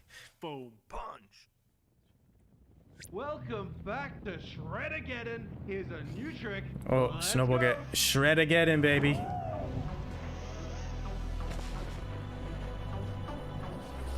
あ、そっか、もう、じゃあこれでベセスダ終わったって感じかな？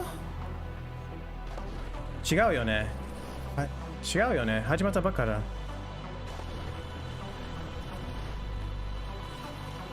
もう、気持ちよさそう。山に行きたいですね。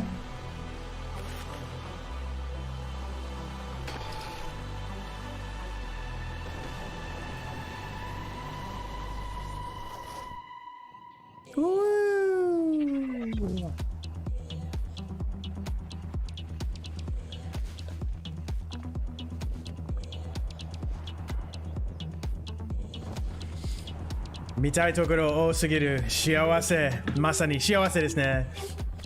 めっちゃ嬉しい。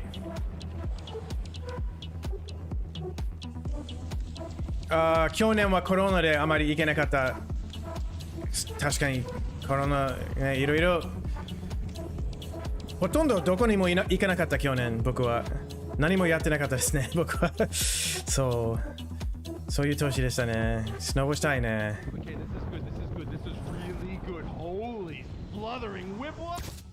なんかこのゲームのリアリティ性がすごいね。Shredders。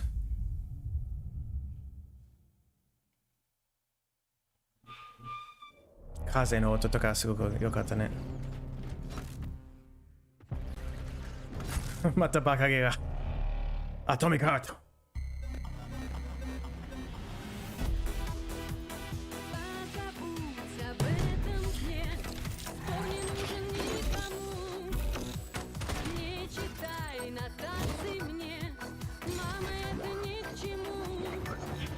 スクエアエニクスは確かにこっちの時間で12時15分からだから、1時間半後ぐらいからですかね。スクエアエニクスさんは。Oh, this is fun.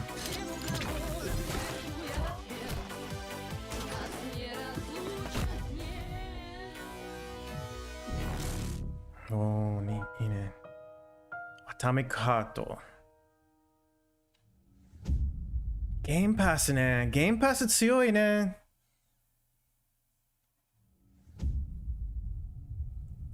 そうそう。4時、多分4時15分から日本時間で言うと。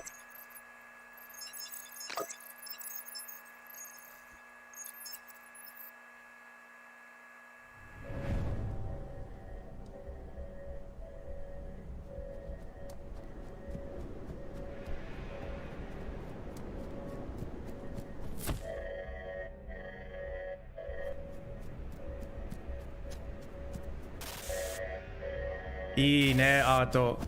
3D ピクセルアートは初めてすごいいい組み合わせだね。3D とピクセル。かっこいい。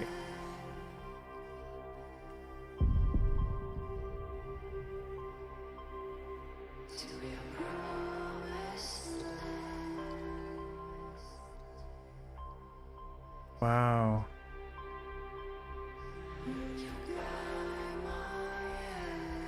これは新しいね。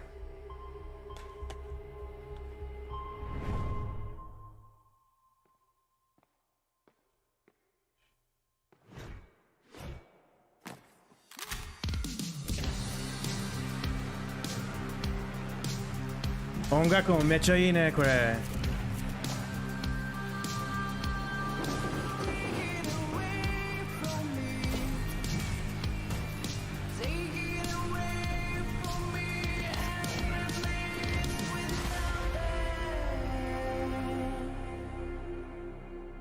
Replaced 2022年。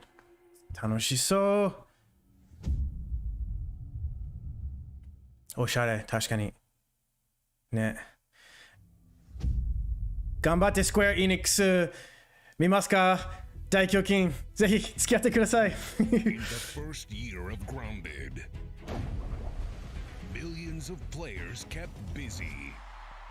最初のグラウンブレードでミリオンズ単位のプレイヤーがやった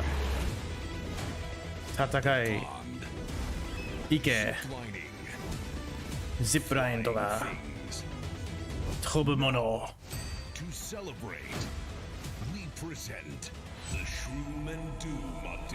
シューマンドゥームアップデートお祝いにみんな求めてるコンテンツ。座ること。いや本当に座りたい方いっぱいいるって。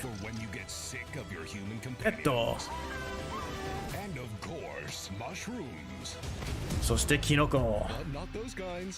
ああいうキノコじゃなくてね。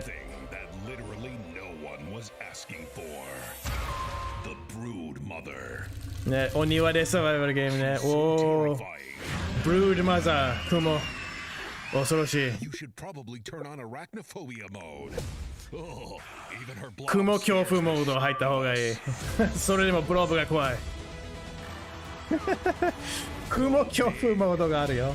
or never go home.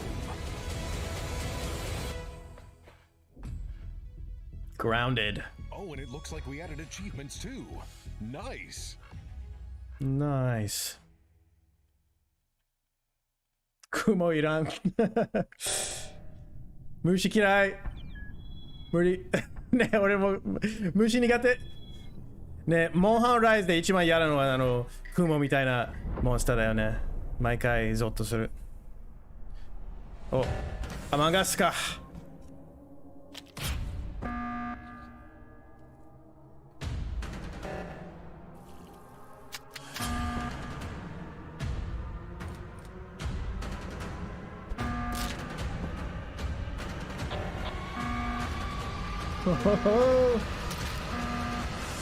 Yeah, baby. Among Us 終わってないよ。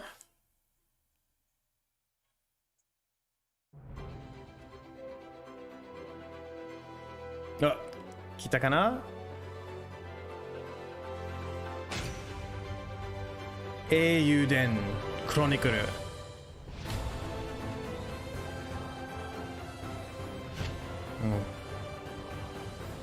まだか。ほほほかわいいペットさんいましたね、今。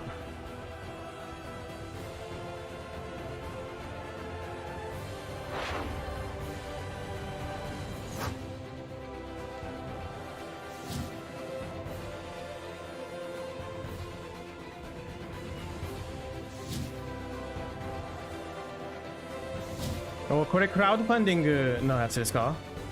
知らなかった。お、cool。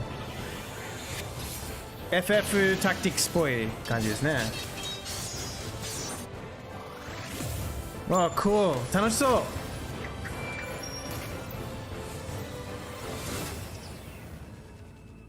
楽しそう。英雄伝クロニクル、僕やったことないですけど、ちょっと楽しそう。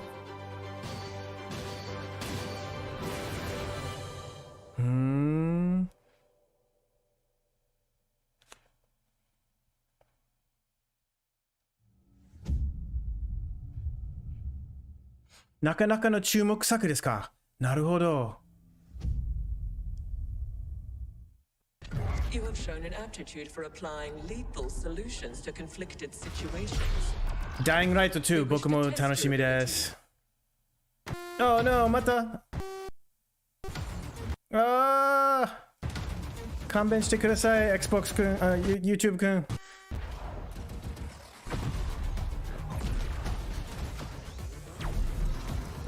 This is also cool. アセントね。チームタクティカル。僕、タクティカルゲーム大好きですよ。大好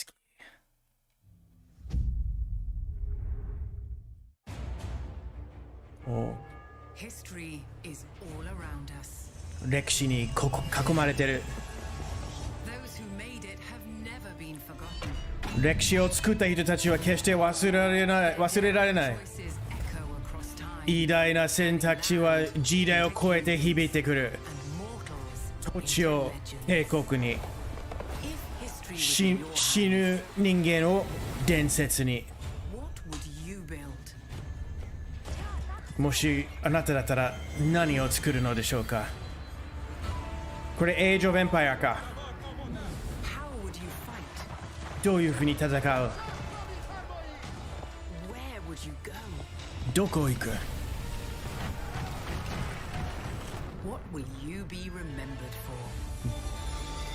どういうふうにどういう伝説を作るか。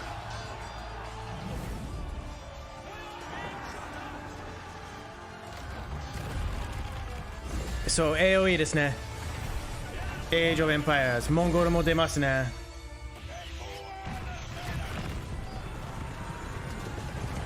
Yeah。これはやると思います。戦略ゲーム大好きな俺ですけど。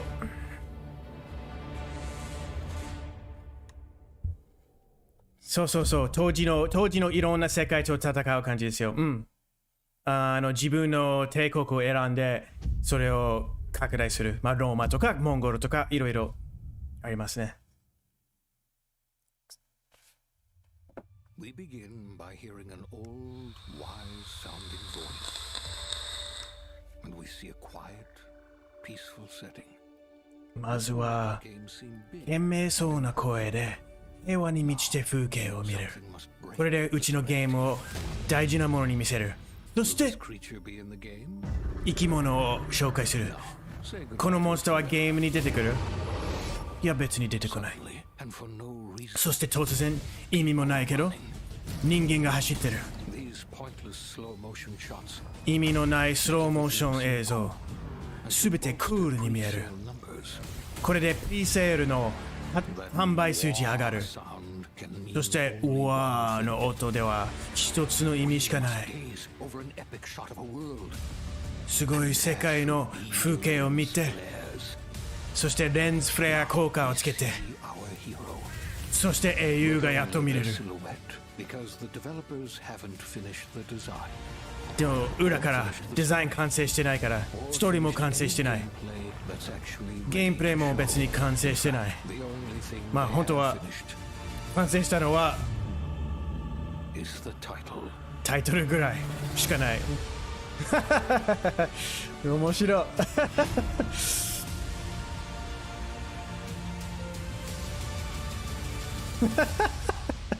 いいね、いいね。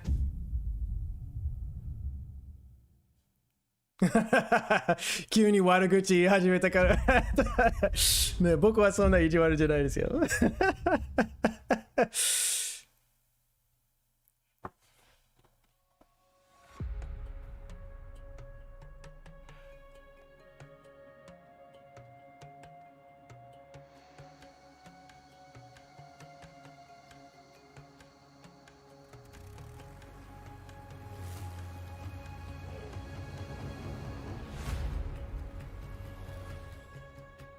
わお、めちゃリアルアフリカだね。カバ怖い。言っとくけど、カバ怖い。動物の中でカバ一番怖いじゃない？本当に。なんかどっかで読んだけど、トラとかライオンよりもカバにいっぱい人間殺されてる、毎年。最強、カバ、本当に。野生でカバ見たらすぐ逃げろ。本当に危険。う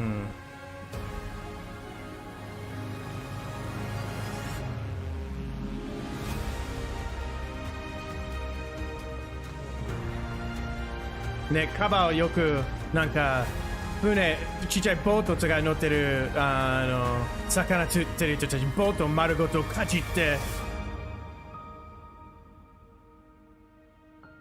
ぶち壊すとかっていうよね。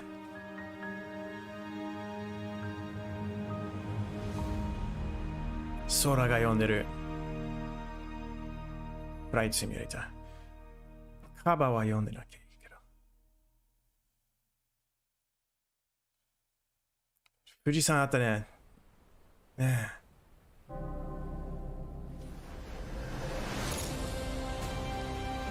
おお、トップガンベイビー、トップガンの世界。お、ほんとトップガンだ。イエ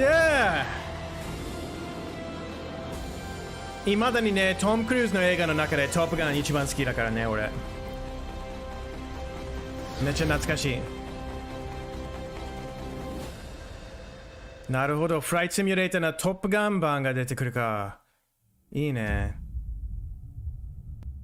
そうそう、トップガンのリメイクも出てくる。リメイクっていうか続編っていうかどっちかわかんないけど、なんか今作ってるらしいですよ。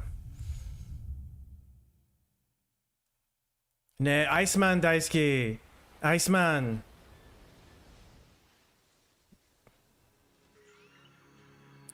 グースさん。あのバイクかっこよかったですね。いやうん、これもまたいい音楽だ。いいパフォーマンス。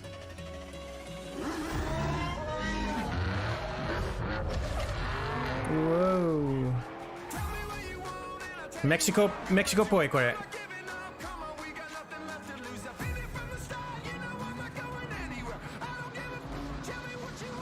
メキシコだ。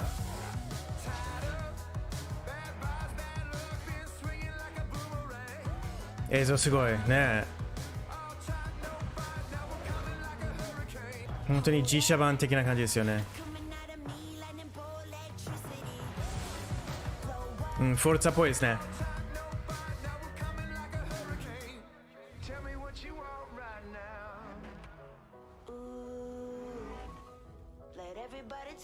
これやりたいね、実際。一回ぐらいはやってみたいよね。ドゥーンバギ。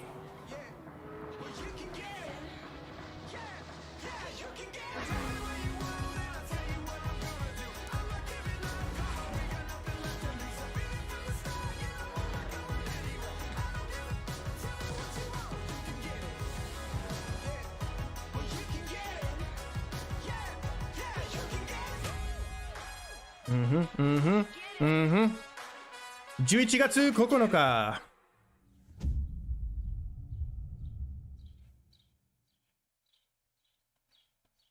Hello, I'm Mike Brown, creative director. どうも、プレイグラウンドゲームディレクターマイク・ブラウン。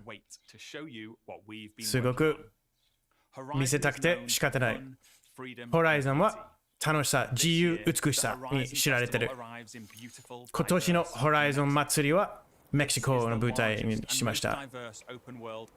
今まで一番多様性のある壮大な風景。この AMG プロジェクト1フォルツァ版がその探検には最適です。Xbox シリーズコンソールの力でやっと実現できた。チームも誘って、フォルツァの素晴らしいコンテンツを紹介します。フォルツァチームの方々。Hey everyone. Hey, what's up, Mike? And we also have Abraham with us as well. He's one of the talented actors who will be appearing in the game. エイブラハムの声優さん。We begin in the rainforest on an expedition. ジョリーな方ですね。まずはジャングル探検。メキシコを越える旅で新しい場所を見つけて新しいコースをアンロックする旅ですね。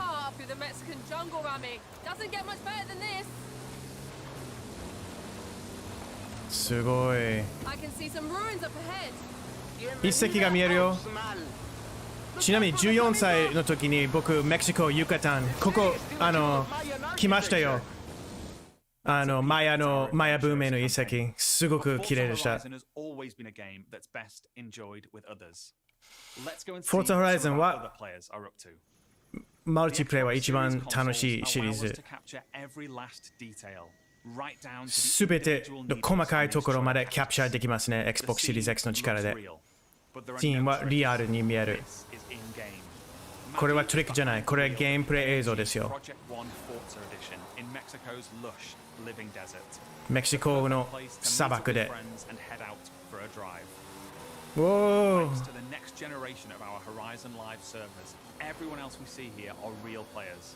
みんな実際のプレイヤー。で、フォルツァチームの他のメンバーと合流したっぽいですね。ちょっとマリを置いて、ドンに。この海沿いの村を探検しているドンですけど、すごく愛情に満ちた本物っぽい村です。ファリード・ルエダというメキシコ人アーティストのミューラルです。こういう本物のメキシコの一部ですね。こういう本物のメキシコを出してるところいっぱいあります。いやー、僕メキシコ大好きですよ。いいところですよ。そしてグランカルデラ火山に行きます。フォトグラマティックデータで再現してます。本当に生きてる火山、噴火してる火山をキャプチャーする。The volcano Sierra and friends are exploring is the highest point ever in a Horizon game. And thanks to the power これは of the Xbox ホライゾン Series ゲームの console, 中で from up here we can see 頂点になり for ま miles す in every 一番 direction. 高いところ In the distance, も we う can just どの about 方 make 向 out でも何マイルも遠く Let's に take 見 a える closer look.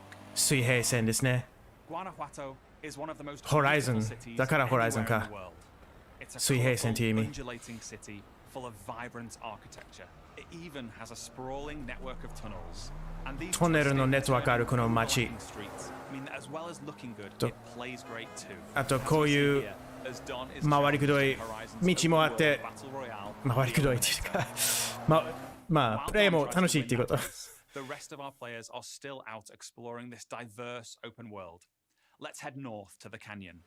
じゃあ北へ行きましょう 崖 And using our unique HDR camera rig, we captured ユニークな HDR カメラリグでリアルメキシコの空を 12K 画像でキャプチャーしました result in lifelike lighting that dynamically changes every Oh. frame, making you feel like you're really いや娘ちゃんが来ましたちょっと会いますか Here's Maddie again.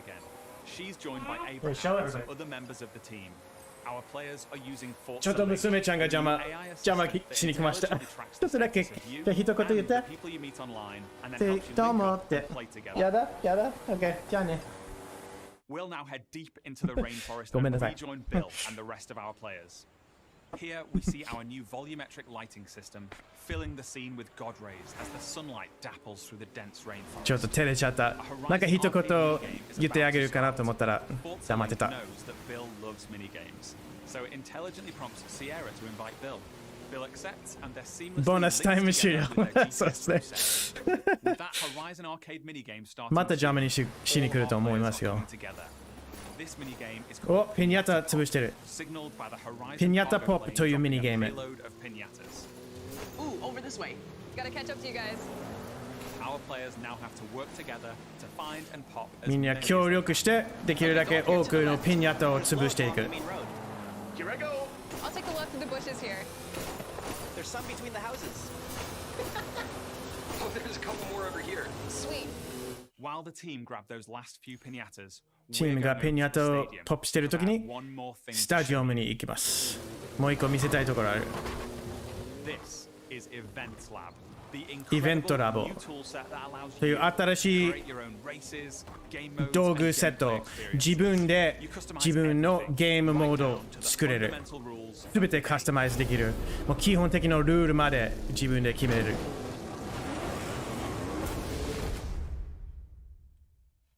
Forza Horizon 5 is the largest, most fun, and most beautiful open world we've ever built.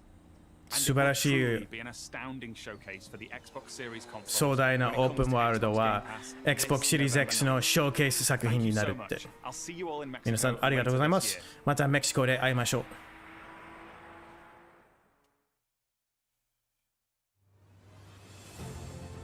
Team Xbox is on a mission to bring the joy and community of gaming to everyone on the planet. That's why you, the gamer, are at the center of everything we do. Today, we showed you 30 games. 今日は30個の作品見せた Xbox Game Pass. 20その中の27個は Xbox Game Pass で提供する Back-to-back monthly releases landing day one. これから毎月ゲームパスで発売となる作品次々出てきます Highly anticipated games like そしてみんな楽しみに待ってる作品 The Ascent Back 4 Blood 12 minutes 含む creativity of Bethesda and Xbox Game ベセスダのクリエイティ性にインスパイアされてます highly anticipated RPG Starfield 話題作 RPG スターフィールドのファーストロックをしたんですね some of the industry's best RPG あとはこの業界の RPG ストーリーテラーたちは いろんな作品に手がけてる and Elder Scrolls 6. We unveiled the stunning multiplayer mode for the world's most beloved shooter in Halo Infinite, adding to the roster of iconic Xbox shooters. アイコニックシューターのロスター拡大して、そして Wolfenstein, Gears of War, Perfect Dark, We premiered the Doom. most epic open world racing game, Forza Horizon 5, Mhm. bringing you a vibrant and authentic depiction of Mexico in a game built from the ground up for next gen, while the team at Turn 10 is hard at work on the ね、本当に next Game Pass お得すぎるよね。すごいよね。Our growing family of 23 studios is devoted to advancing the medium we all love. Xbox has been here for 20 years, and that's because of you.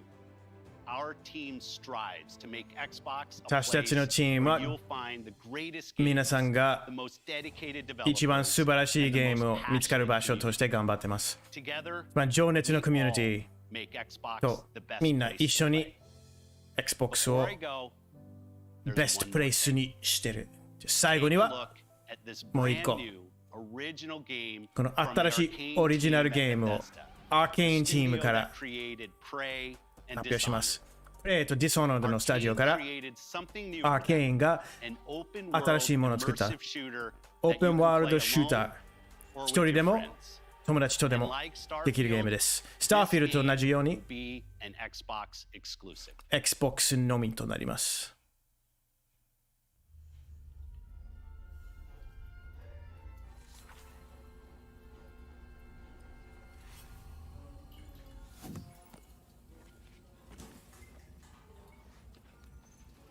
おほほほ。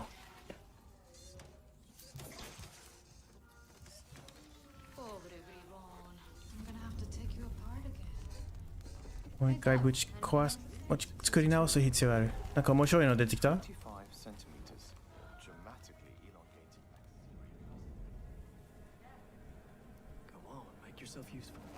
よし、役に立ててよ。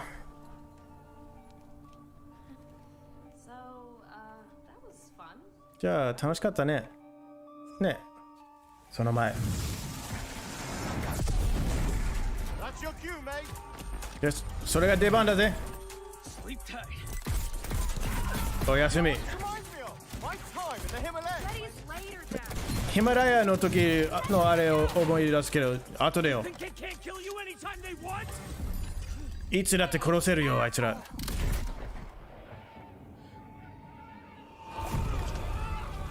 おお。ヴァンパイアだ。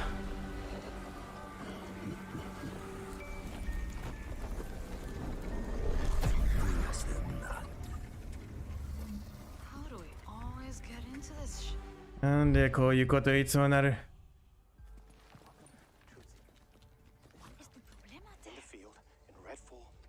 Come on、すぐ来て。マサチューセッツ州レッドフォール裏にはカルトの動きが見えます。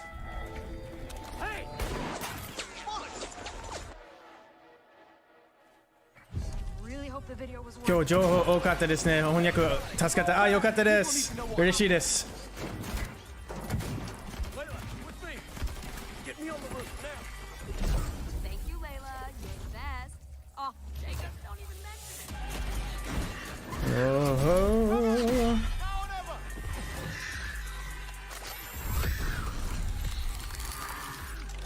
すげえ。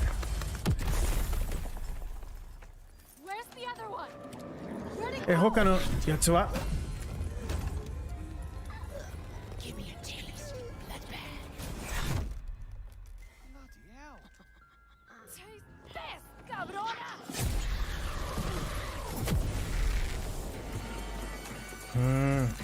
カルトヴァンパイアハンター系面白そうじゃない？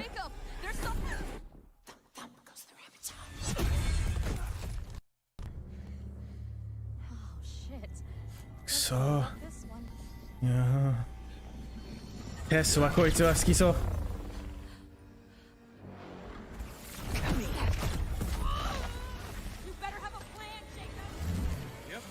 なんかのプランあるでしょ？あるさ。触るなー。お、新しいやつが出た。ロボットちゃん、ロボットくん大活躍じゃん。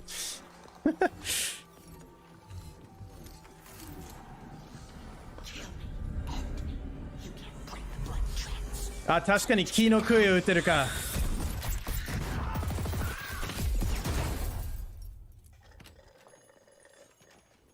PVE っぽいですね。Vampire in this. Really? What does it taste like? Be specific. Like blood and death. And strawberry. Sun's coming. シート、シート、そしてイチゴの匂いがする。Sure thing, Edgar Allan Bro. That's a good one. Do you think things will ever go back to normal? 元に戻るのってある？ Not if I still have to pay my student loans. 元に戻ってほしいの？学生ローンを返し続けたら別に元に戻りたいわけじゃないけどって。Redfall。楽しそうまた。ほんとゲームパス強すぎ。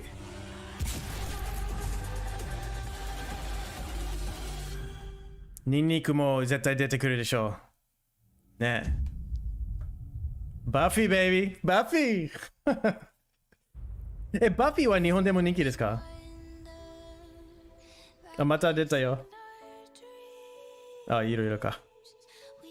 アウターワールドの予告編面白すぎて。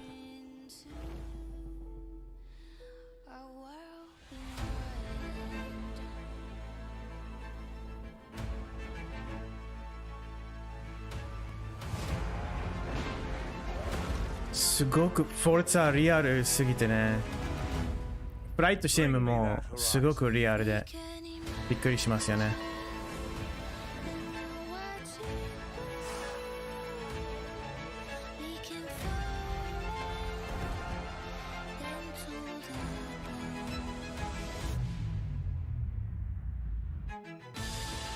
アウターワールドの予告、今のところ一番センスがあったね。でウケる。本当に面白かった。ディアブロ2リメイク楽しみ。本当に楽しみにする作品いっぱいある。でも Xbox がない。どうしよう。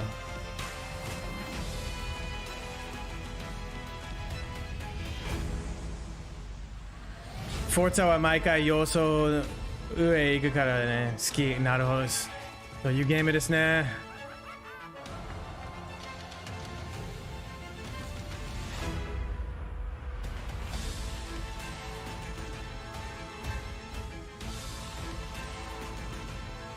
箱が入手できないよ。悲しいね。僕も Xbox ね、買えないけど。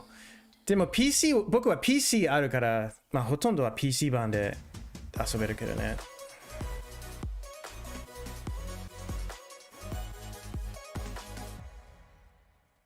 箱が手に入らないね。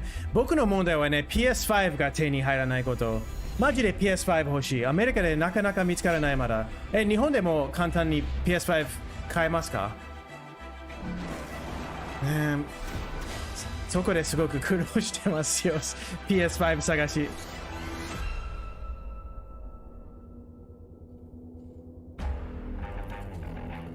手に入りませんか？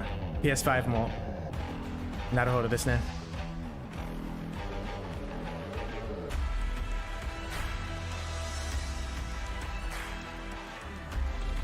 PS5 買いに行くの？日本でもないですか？マジで優先すごい。家族が抽選に当たって PS5 めっちゃラッキーじゃん。優しさん素晴らしい。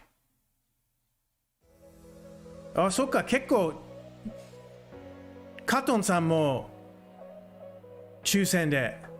なるほど。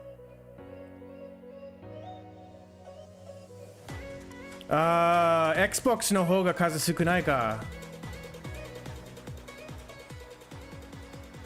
日本、ね、ゲットできないよね。抽選予約しても全部ダメでしたか。Okay, yes. Down on one knee. Yes. Halo Infinite の。Yes. Stand. Oh, wow. Okay, yes. I'm all about that. I was like, if we're gonna talk about Halo, we gotta like bring it. Okay. I'm down. それで Halo 騎士団になった。Top to bottom, 10 out of 10. Put it in 10 my 点 veins. 満点。Do it again. もう一回やってよ。I don't know, but that was awesome. I think that's like what. すごすぎた。that was like the perfect mix of like just a few informative little bits. なんかパーフェクトなミックス、流れ最高だった。トレーラー、ちょっとずつ情報の話だったけど、すごくいい展開でした。情熱大好きですわ。ストーリーもちょっと見て、新しい AI があって、コルタナの偽物版の性格も良かったね。ヘイローインフィニット絶対来るとみんな知ってたよね。去年発売する予定だったよね。で、その時は反応が薄かったから今回はすごくホームランだったね。で、そういうふうにマルチプレイも見せながらって。で、ビッグチームバトルっぽかった。僕はビッグチームバトル大ファンだから、すごかったね。で、マルチプレイのところになったら、もう、すごく嬉しそうだったね。あと、すごく懐かしいところいっぱいあって、風景も良かったね。アニメーションすべてに感心しましたね。いつもね、E3 のポールは6個のしか入れないけど、でも今回は7つ入れたから一番好きな作品に投票してくださいって。Centered around, well, you know, what we just saw. Redfall looked really, really cool. Stalker 2 looked incredible. Stalker 2も良かった。Redfall、Psychonauts 2リリースで確認。どこから話しましょうか。まずはじゃあ Redfall ね。大好き。セクシー、暴力いっぱい。吸血鬼。私は大好き。あと、悪役もすごかった。炎の神、レイスみたいなキャラ、主人公、なんか、ハラスの持ってる男とか、なんかシネマティックの面でもうこのストーリーもっと見たいわと思った。みんなすごいずっと叫んでたよね。で、最後に Redfall 出た時にみんな黙った、静かになった。なんか新しい IP、新作ってすごく嬉しいね。メーカーズ・プレイというのをスタジオからの新作だけど、やったことない方はぜひお勧めしますが、この周りにいっぱいワクワクしてますね。Xbox クロスオーバーですごく最適に活躍してる。あと、Xbox がベセスダへの投資だけじゃなくて信頼の証拠にもなりますよね。ヘイローはショーの真ん中に入れたね。ヘイローでオープンするかと思ったら真ん中だった。このショーはオープンもクローズもベセスダの作品で言ったのは、それでベセスダにすごく期待しているということですね。Redfall はエピック RPGみたいな感じになるって言ってたよね。で、スターフィールドのオープンで笑いましたね。スマイルしました。11/11/22の発売日って受けましたね。見てる間にスタッフさんにも言ってたけど、オブリビオンで出たもの、フォールアウトで出たもの、そういうオープンワールドの面で宇宙冒険出したら、それはそれでいいよ。2022年まで待って買いますよって。宇宙船ロボット。そこまで見てないけど、でも十分でしたって感じ。あとサイコノッツの話したいわ。ずっと待ってた。2005年からずっとサイコノッツ待ってる。それで私の投資がバレちゃうけど、でも面白いよ。マイケルさんが実際やったことに対して話した。もっとこの後話すだろうけど、ずっと待ってましたよ。ショーケースで一回見て、でもちょっとやれたって言ってたよね。で、待ってた。その時はもう完成だと思ってた。2019年に出てくるかと思ったら、2020年にも出てくると思ってたら、でもやっと2021年やっと来ますから。すごく興奮してます。楽しみ。このチームは作れる力とかすごく証拠になりますね。They're really focused on making it perfect. You know what I mean? Like they're putting a lot of time and they want it to be quality. Speaking of perfect, by the way, Forza. I mean, we're seeing shots of Psychonauts here, and it looked amazing. Forza も Horizon 5. There were moments, people, when we were watching. I know you guys at home 見てる felt 間 the に same way. モーメントあった。まあ皆さんも同じ感じだろうけど、Like a picture, it looked like it A に existed. なってた It does exist. 実写だと思ってた But it looked like 本当の世界では it 存 was 在してないけ the ど video game, and it was the like でもゲームじゃないと how 本当に思ってたよ Playground ね manages to pull off magic プレイグラウンド every さん single は time. I mean, 毎回必 visuals are ず wild. マジックを And then on 実 top 現 of す that, る they add these fun game modes, you know, their battle あと royale こういう modes 楽 is しい back. ゲーム This モード pinata バトル mode ロイヤ is ル just, モー I ド think, も a 入っ subtle way て of saying we're never going to get Viva Pinata again. So there's ピニ just ャ a タ lot モー of ドと really か cool things that they added 本当に with クールな Forza ものいっぱいあって Horizon. And that also build your own track creator, like あと自分のトラックを作るそのクリエイターソフトもなんかねいっぱいありますよねありすぎる I'm an awful driver in real life, but I ね feel 本当は like I 僕は can play ね racing 運 games 転が下手くそですけどでもレースゲームになるとできる気がするでジャングルでも砂漠でもできるでサボテンに当たっても大丈夫さゲームで運転するのは大丈夫いや皆さん安全第一運転安全でしてください Never get in a car with Jackie. I can have fun. That is a fact. That is definitely a fact. I did want ジ to ャッ talk キーさん about と race a little 一緒に bit. I 車に might 乗 have るなよ gotten 皆さん lost in the pack of like all these great games. なんかこの素晴らしいゲームの中で This is one you got really excited for. It was post-apocalyptic side scroller with some 3D effects. そういうなんかリプレイスとねピクセルアートの世界滅亡後のサイドスクローラー HD2D やつ見たんですけどスイッチのタクティカルゲームのプライマーストラテジーっていうのも同じようなスタイル見たんけど本当に多くの作品が Outer Worlds 2やったすごくナイスサプライズだった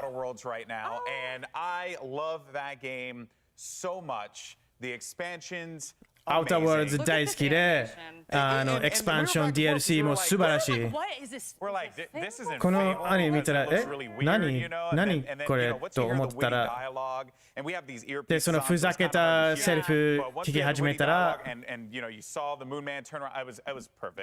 もう完璧だったゴールデンボーイこのタイトルいっぱいあったけどもう時間切れこれからグレッグさんに渡しますプラズマソード私のものだよってよし皆さんありがとう全部の Xbox の話をしてそして私たちには残り物があまりないでもラッキーなことで30個の作品あるからいっぱい話ができますねまずはじゃあダンさんから一番気になったのは英雄伝クロニクルですねもう歴史の中で一番素晴らしい JRPG 僕はキックスターターでサポートしたんですけどすごそうなゲームでめっちゃやるの楽しみだね2022年版もあるし2023年版もある本当に説得された私は英雄伝クロニクル知らなかったけどでもダンさんの情熱見たらすごくやりたくなったすごいよ英雄伝クロニクルみんなぜひレッドフォールねこれフェイブルでしょフェイブルでしょと思ってたらいやレッドフォール誰も予想してなかったでかい吸血鬼が出てくる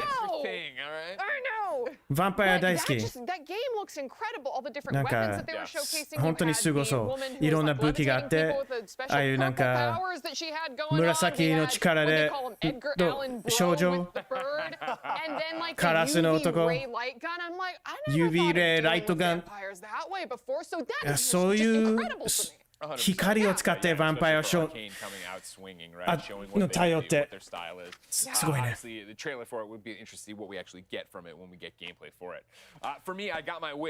僕はね12 minutes のリリースデート8月19日12 minutes キャスト素晴らしいグラウンドホーグでどの場面楽しい。アウターワールズ2だね。本当にびっくりした。オブシディアン開発者大好きですけど、RPG すごく手がけてるけど、数年の間、アウターワールズの一番好きな RPG だったから、I'm thinking New Vegas, all right? But if it's 僕はニューベガス考えるけど、 maybe I'm オブシディアンで言う thinking と of Grounded, which I've also played and まあ enjoyed. グラウンデッドも考えるけど、 Sure. でも杉は期待してるに対しては、 Fallout New Vegas is on Game Pass. Y'all should check that out. Fallout New Vegas ゲームパスにあるから、 RPGs of all time. Fallout New Vegas. So obviously, 西部劇 RPG として大好き大好き。 completely unexpected. So Outer Worlds 2は全然ね予想してなかったからびっくりしましたよ。驚きました。That's what they brought with Outer Worlds 2. Well, なん especially か with what we're talking Outer about Worlds でその驚きを持ってきたね。 Right, where so many things got delayed, slipped, there's been so many leaks. Like, yeah, E3 is about those surprises, about this kind of thing. So the fact that they were able to do it and just put it up there, right? Just show you the trailer and be like, There's no gameplay. There's no gameplay. It's all まあゲームプレイ見せずに、まあいいよいいよ。 Was everybody else's vibe? Were you ゲームプレイ見せなくても。 Fable at any second? I know it's not なん traditional か Fable. 皆さんどう思う？フェイブルになるかと思ってた方いる？うん、そうだよね。ナレートの声始まり、去年のフェイブルの予告編見たら、あ、あいう森だ。でもそれで、まあ結局こうなって。Damon, you had Damon-san. mention of Perfect Dark. Perfect Dark メンションあったけど。 Oh wait, what about Perfect Dark? No, about Xbox E3. Oh, I'd probably 何が目だったんですか？予想できる？ I'm sure it was replaced. Replaced. Yeah. For a Damie game, amazing pixel art, and I love a good. Replaced とピクセルアート大好きだし、2D シネマティックプラットフォーマーブローラー大好きだし、Replaced すごく楽しみにしてます。 Where are we at? What game is this? And then have it come out and be something new. That was great. Yeah. To refresh, that was the one where it was the family with the dog. 家族と犬さん。あ、いや違う、それはサマベル。サマベルも良かったね。 Okay, yeah, that.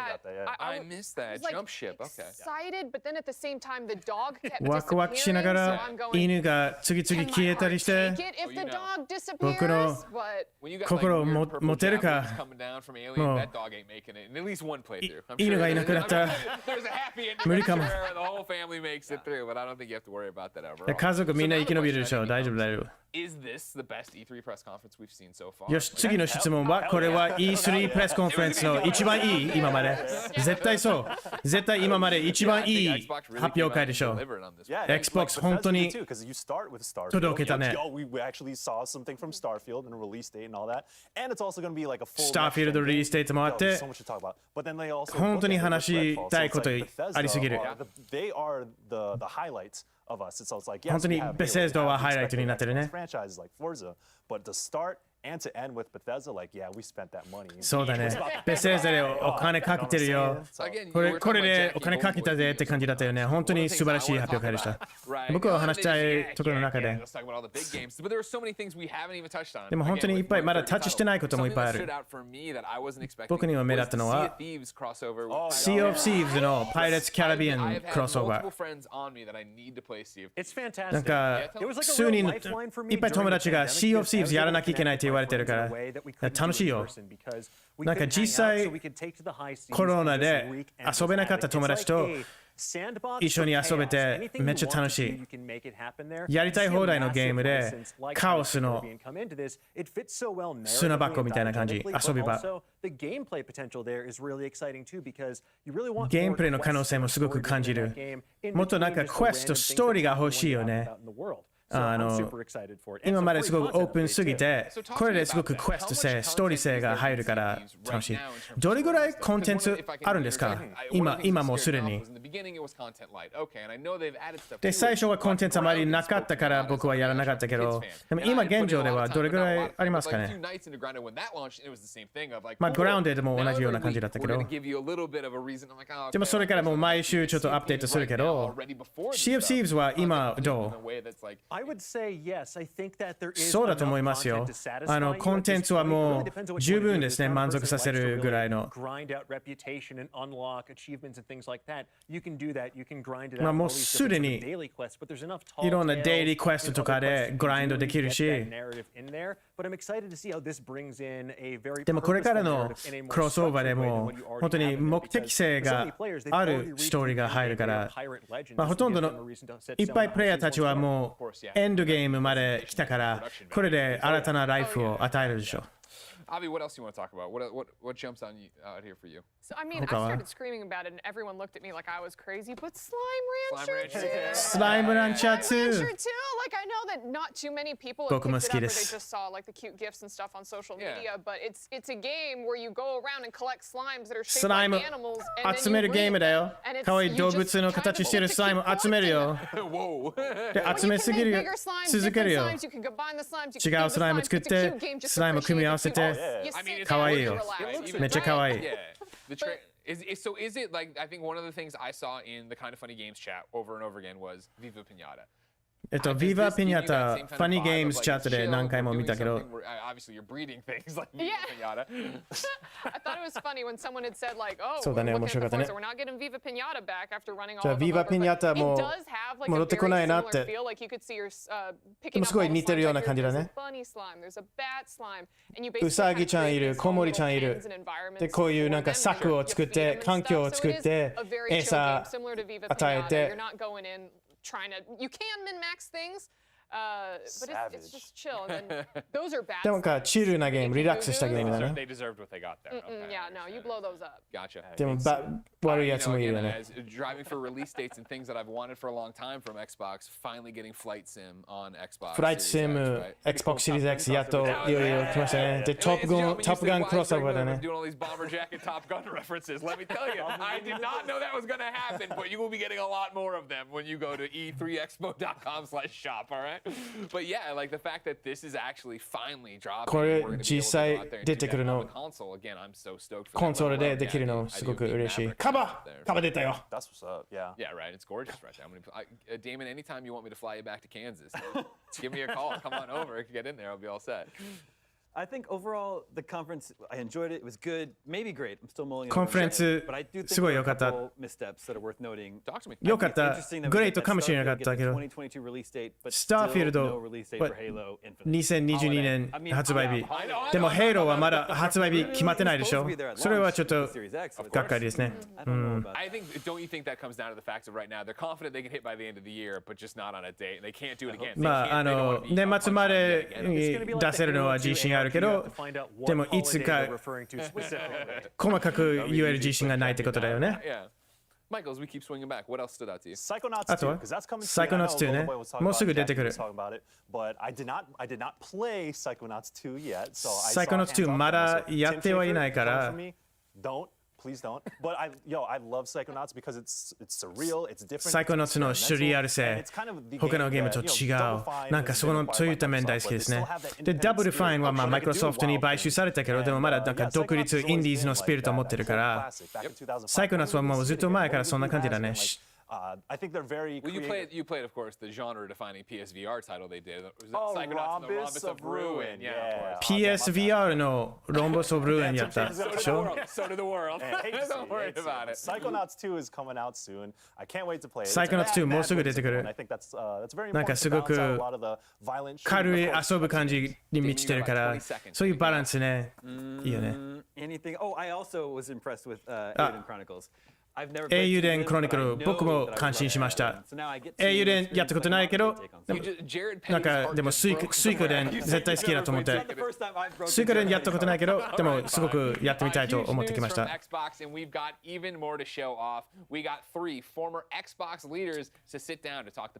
Xbox のリーダーたちは話します。過去、現状、そして未来の話をします。Xbox の。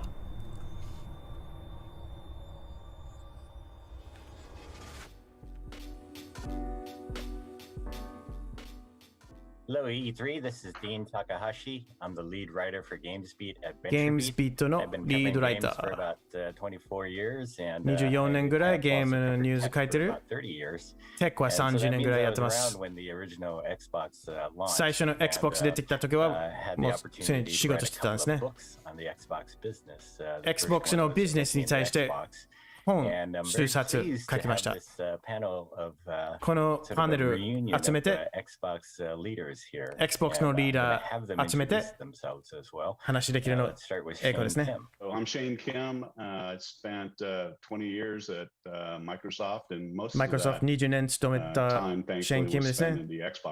ほとんどその時間は Xbox のビジネス To participate in an incredible time in the Xbox history. これから Xbox の歴史の中のすごい時代になると思います。Xbox 360, where we really competed pretty fiercely with Sony and had some great times. すごくソニーとの競争は強烈でしたね。Really great to be here. 僕の時代は。Hey everybody, my name's Robbie Bach. Like Shane, I was at Microsoft for a little over 20 years. I spent some time 20年ぐらい Microsoft オフィスもやったんですけど、でもそしてコンシューマー97年からで PC ゲームビジネスやって、で Xbox になったらリック・トンプソンという人がリード PC を許するように、そして Xbox 担当になった。2010年、マイクロソフトに出ました。I'm Ed Freeze. Like this guy, I was at the company about 20 years. 20年ぐらいいました。80年代の真ん中ぐらいから、90s の真ん中でゲームズビジネス担当になった。PC 側で成長して、でそしてこの Xbox プロジェクトが出てきて、そしてみんな頑張って。Absolutely. Love the game business. Let's start with Robbie. So Robbie, じゃあロビーから始めよう。一番大きなレッスンとは何ですか？ Xbox 作っていた時。僕はテクニカルの人間じゃない。ゲーミングの人間でもないけど、僕はまあビジネス側ですけど、2つのレッスンはね、1個は戦略すごく大事。Xbox の最初のバージョンはまあもうやることやるって感じで、2個目の Xbox から戦略考えたけど、あとチームとしてのカルチャーを作るということ。いっぱいの人雇って、すごく個人的な才能いっぱいあったんですけど、でもチーム性は最初なかったね。でももっとなんかチーム性ができてから本当に動き始めてね。やっぱ戦略とチームワークはもう当然のレッスンですけど、コンテンツはキングだね、王様だね。We did a lot of things really well with Microsoft Game Studios. We figured out that exclusive content was going to matter. エクスクルーシブコンテントね、はすごく大事。特にソニーとの戦いでは、エクスクルーシブコンテンツは大事になるの分かったね。そうだね。Xbox の旅はすごくできるだけ走って、締め切りに間に合う。で、それから、まあちょっと一息考えて、まあ Xbox 360ですごい分かったと思うんですけど。What are some contributions that your colleagues here made, I guess, to the 同僚のがどういうふうに頑張ったでしょうか？ That's a hard question. チームメイトの活躍とか。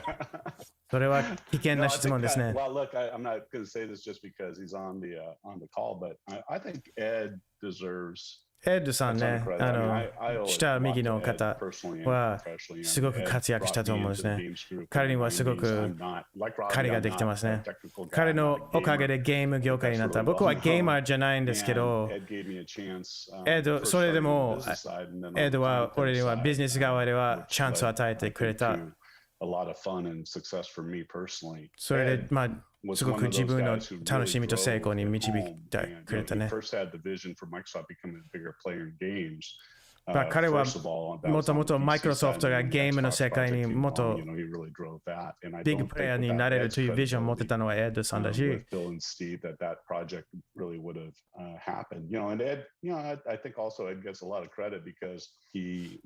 ッドはね、found Halo and Bungie and brought that into the Microsoft family. Bungie 見つけて Microsoft ファミリーに持ってきた。で、Halo の成功はすごく大事でしたね。あとは J. アラッドさんにすごく言わなきゃいけないですね。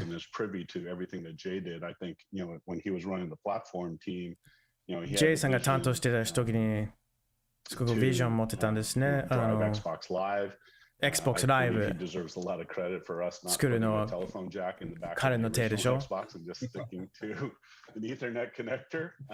あと最初の Xbox は電話線じゃなくてイーサネットでやるのは彼のおかげでしょう。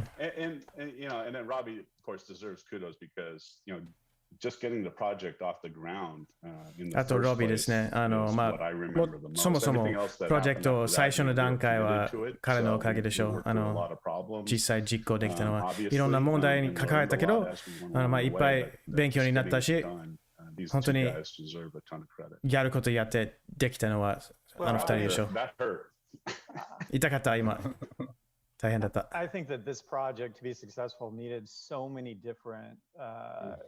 のプロジェクト成功するにはいろんな専門知識が必要だったね。僕はテクニカル製品を作る歴史だったけど、僕はビジネスを経営することはなかったから、シェーンさんがいなかったら、90s 真ん中からゲームビジネスをやることはできなかったね。なんか短期間でいろんなものが一つになるのすごく大事だったね。この間フィル・スペンサーと話したら、Xbox のファーザーは誰でしょう。でも答えはチームですね。一人じゃなかったね。でみんなそれぞれ全然違った。特に似てたわけじゃないですね。シェ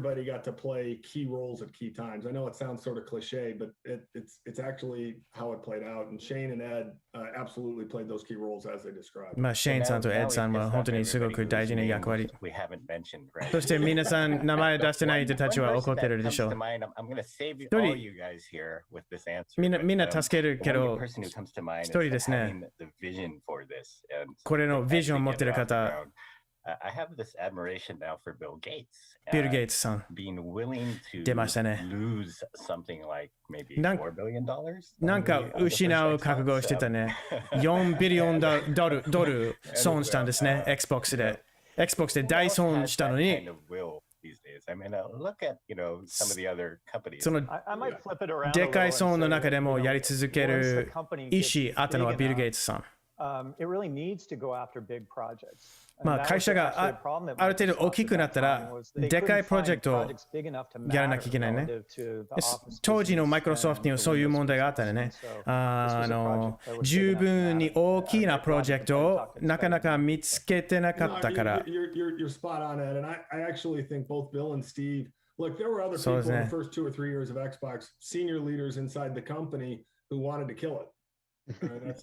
最初の頃 Xbox のコミュニティの中で数人 Xbox プロジェクトを殺したかった方もいたからね、実際に。すごく損してたし、赤字出たし。でもビルとスティーブがチームに入ったらもうすごく頑固でしたね。あまり大きかったからこそブレイクするチャンスだったね。今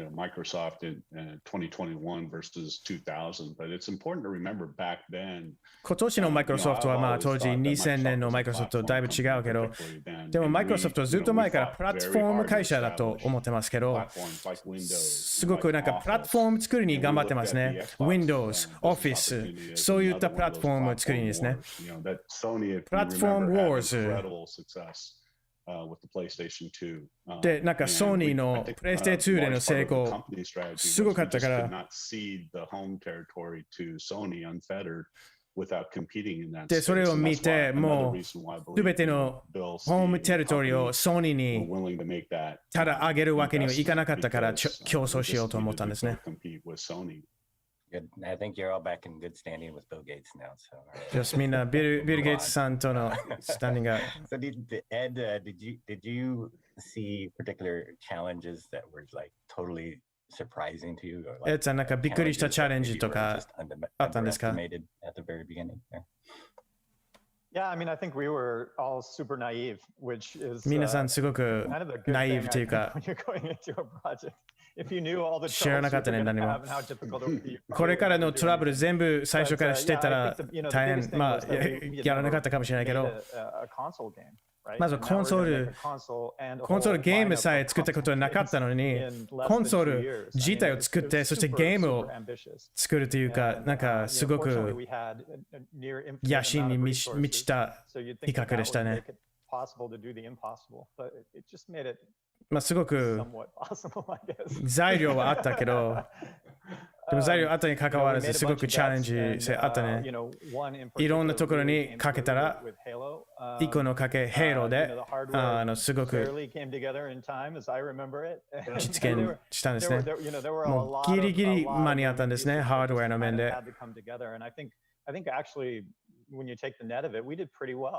でもまあ全体的に見ると結構いい感じだったと思いますよ。まあ、いろんな面でチャレンジあった。サプライチェーンもなかったし、セールズもちゃんとできてなかったね。経営側もなかったし、コンソールゲームの歴史もなかったし、Xbox Live もなかった、ブロードバンドインターネットの時代の前だし、一つ言わなかったことはね、本当に感心したものだと思うんですけど、これで業界多く変わったけど、ヘイローでの賭けはバンジーという会社のヘイローへの賭けじゃなくて、そのジャンルへの賭けてるということだったね。カテゴリーですね。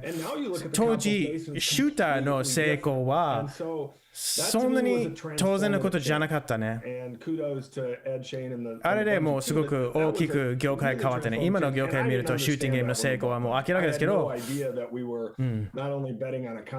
ーの成功はそれに大きかったと思いますね。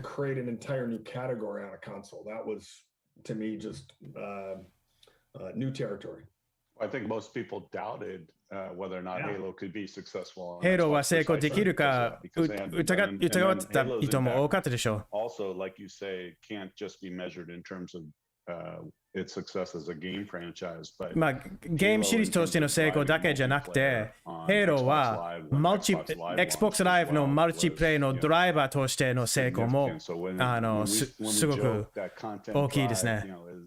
drives hardware and soft, platforms. コンテンツ、プラットフォームよりコンテンツでしょう。コンテンツがプラットフォームの成長のドライバーになるというよく言うんですけど、でもそれ本当にそんなもんだと思いますよ。It's a weird moment for me to identify because it's not like something special, some game did well or we sold a bunch of units or something like that. なんかある作品が成功したとか、いっぱい売れたとかじゃないけど、2003年の E3 だと思うんですけど、EA さんが Xbox Live に参加してたんですね。まあ、EA はXbox Live に入ってなかった時代みんな多分もう忘れてるけど、その時皆さんステージに EA スポーツの選手たちとステージに出てて、そしてムハムド・アリーさんが登場しましたよ。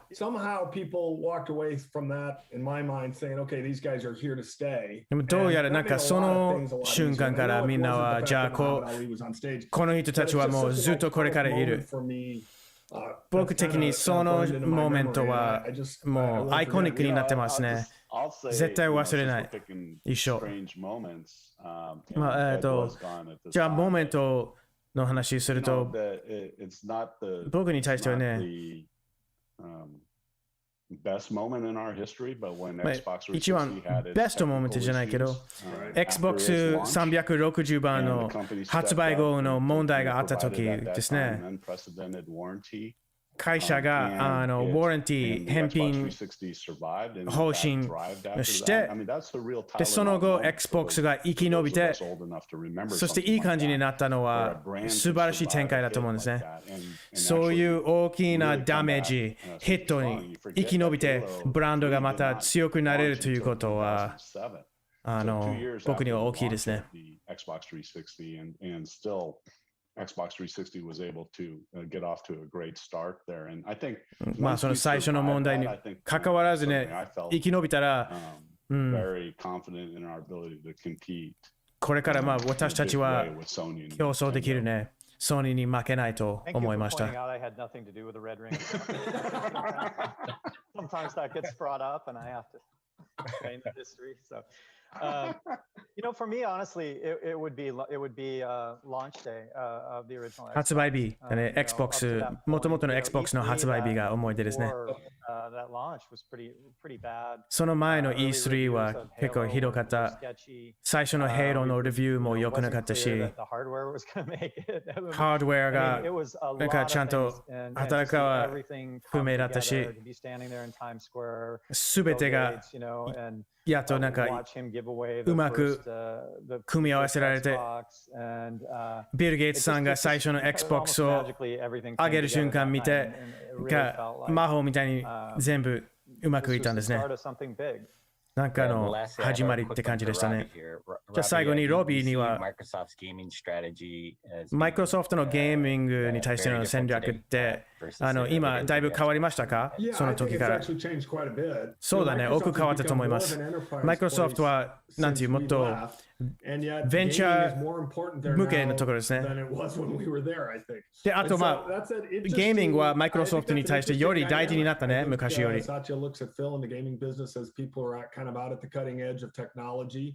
And they are driving new trends and new ideas, and those ideas can come back and help the rest of the 確かに、アイスンさん、わかりますよ。Maybe he'll watch this, I don't know. あと15分でスクエア・エニクス始まりますからね。もうちょっと待ってください。Shaping what I think now is a really great business for Microsoft. これはマイクロソフトのすごくいいビジネスのドライバーになってるんですね。I think he's put the business in a very good place. Thank you for the reunion, everybody. ありがとうございます。また10年、20年後でもやりましょうって。Alright, so皆さん、僕ちょっと一休憩だけしますね。もうすぐスクエア・エニックスが始まるからみんなちょっと待ってください。ちょっと水もらってトイレ行ってきますね。すぐ戻ってきます。There's just too much information. The Ascent being shown again, which looks dynamite and dope, and I can't wait for it. Yeah. What a conference that was. Yeah. It was so much. It was.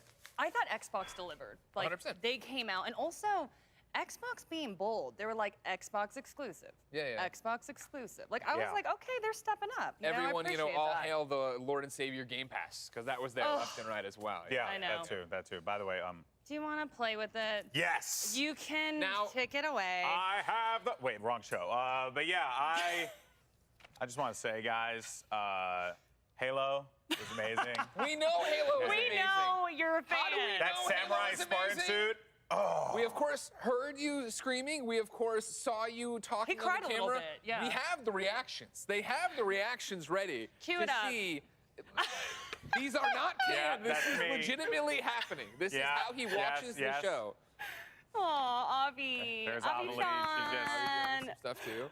Then back to Battlefield. I was so excited for Battlefield. Yeah. Look at you, a kid on Christmas morning. You know what I mean? But did you see that? We didn't even. You went through all your notes. We didn't even talk about Battlefield. I'm telling you, that's how dense the show was. There was so much. There was so much to talk about. Look at you and Michael here. Oh yeah. Oh my goodness. Yeah, that was hype too. Got a lot of great moments. And again, this is how you know it was a great E3 press. Yeah, man. That's the reactions you want, right? Especially not having it live in person, not hearing an audience, right? But.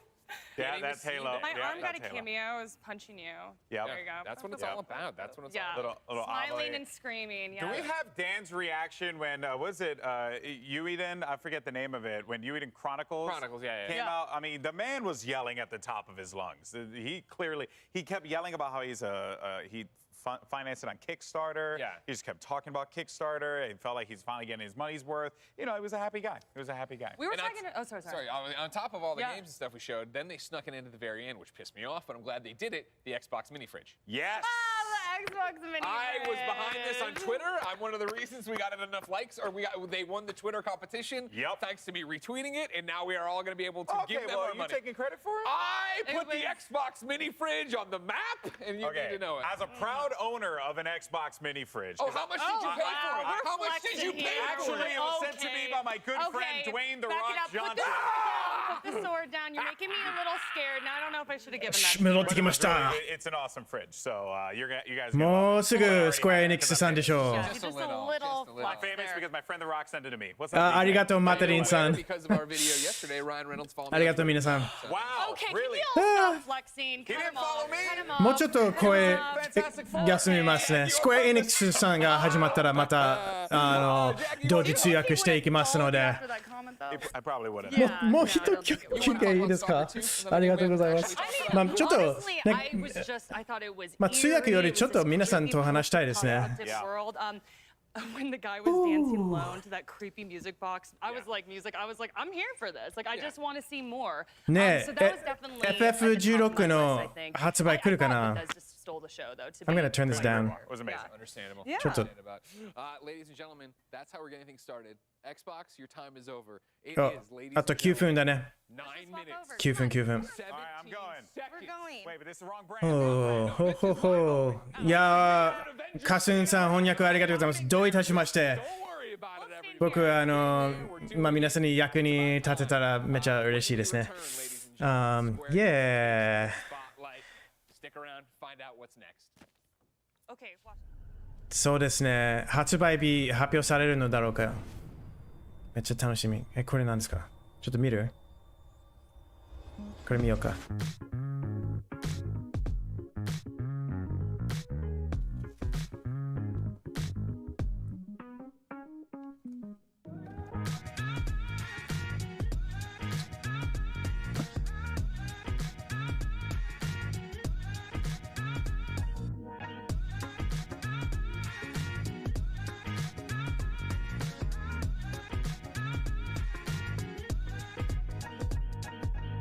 As a part of Play for All, GameSpot will be bringing you the latest gaming news and announcements, interviews with developers, the biggest press conferences, and lots more. Play for All is our yearly online event that combines the excitement and announcements of E3 with charity live streams the following week with lots of special guests. ちょっとだけ翻訳休憩します。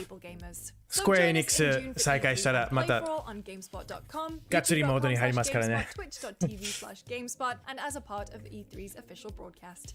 See you then. 篝火营地是中国领先的游戏媒体，创立于2018年，致力于为全世界的中国游戏玩家提供专业、精准、迅速的资讯情报。篝火营地立足于中国，与多家国际一流游戏媒体同行达成正式内容合作关系，源源不断地将最新鲜的游戏资讯第一时间带给全。Yeah, I think the opening will start with 自成立以来。 FF16, I think FF7 remake maybe. I think you might be right. 僕すごくドラクエ楽しみですね。您可以在全球各大手机应用市场下载篝火营地 APP。ね、DQ そうだね。対応機器発表してほしいですね。Genesis 僕もそうです。ドラクエすごく楽しみ。楽しみ。マーベルもね。あと僕 Life is Strange 最近やってますけど、すごく楽しいですよね。I love it. Life is Strange ね。すごくいいストーリー。ありがとうございます、アイゼンさん。いや、すごく嬉しいですね。今日はこのチャンネル始まってから一番嬉しい日ですよ。明らかに皆さんのおかげでめっちゃ嬉しい。ありがとうございます。ね、最初同時通訳できるかなと思ったんですけど、できてるかどうかわかんないですけど、まあある程度はできてるかな。うん、ある程度はできてると思います。The Kingdom Hearts franchise is my favorite franchise of all time. Kingdom Hearts, that has a very special place in my heart. Kingdom Hearts is the reason why I started to become really adventurous in my own life. Tomb Raider, I think, became a symbol of who I wanted to be. Tomb Raider is very important to me, and not just because I worked on it. Dad got it first, and I remember him being really excited at the T-Rex in Tomb Raider. これエニックス楽しみにしてる方集まってきたみたいですね。Oh yes, このゲーム。Kingdom Hearts 3 was like the biggest hype I've ever experienced. I remember taking time off work, locked myself in a room, and sat in that room, for as long as I could. Final Fantasy XIV is a game that I recently dipped my toes into. I didn't know anything about Final Fantasy, but I tried it and I think I put 1,000 hours into it. 対応出てきましたか。おはようございます、皆さん。Tomb Raider. And every time I'd like get stuck, I would just like rage quit and like pop out the disc and put it back in again. When they showed the Final Fantasy VII. そうですよ。今入った方々には同時通訳していきますけど、今ちょっとだけ一休憩してますね。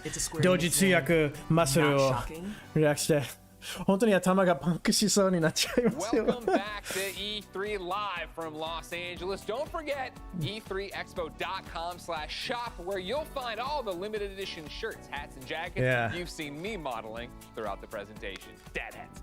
Up next, of course, is Square Enix Presents.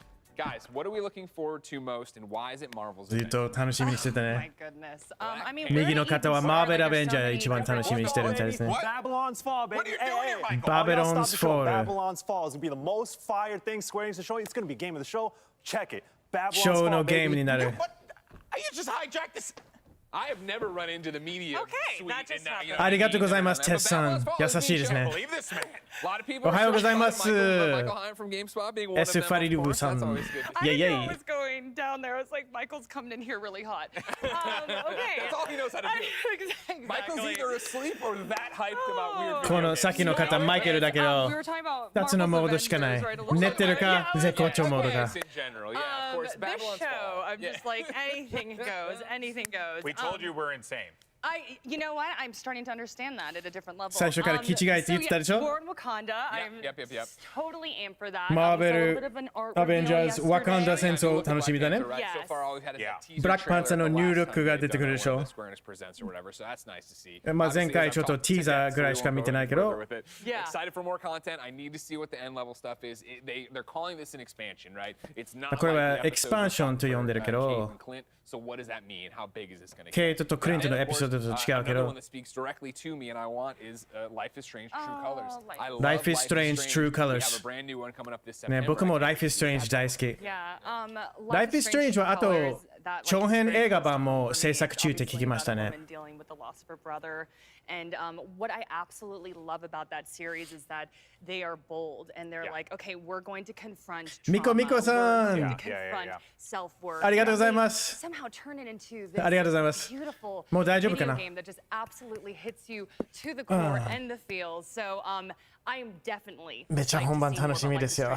本当に。 But also the remastered collection. Yeah, of course, right? Yes. Yeah. Super here for it. Yeah. Eidos Montreal. That's it. The new title. 柴犬さん、おはようございます。また来ましたね。嬉しい。嬉しい。HYT さん、そちら何時ですか？今、12時15分ちょうど。まもなく始まるでしょう。この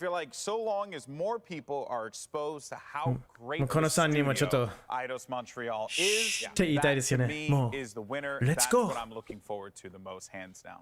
Ladies and gentlemen, what are you excited for? It's super simple. Hashtag E32021 on the social medias. Shout it out there. Tell us what you want to see.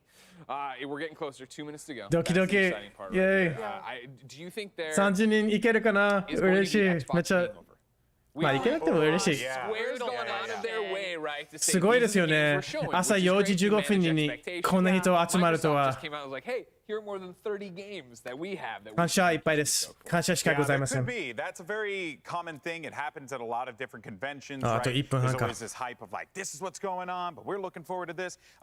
But yeah, I do think though that Square Enix has a great opportunity here to just show some high quality games as they usually do, and yeah, I think it's going to be a great you know palate cleanser, if you will.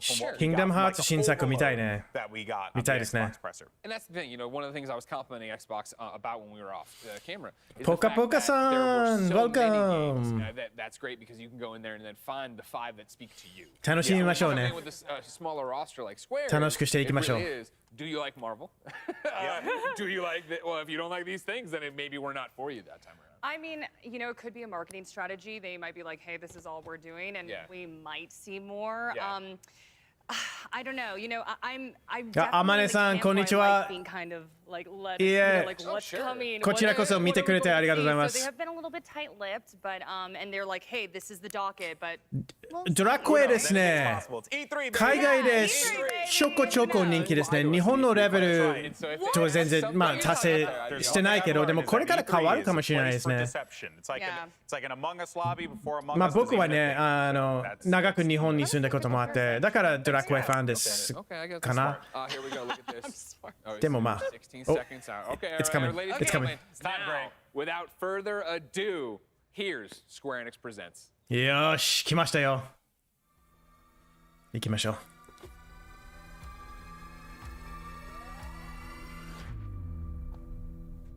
イェイ、300人行きました。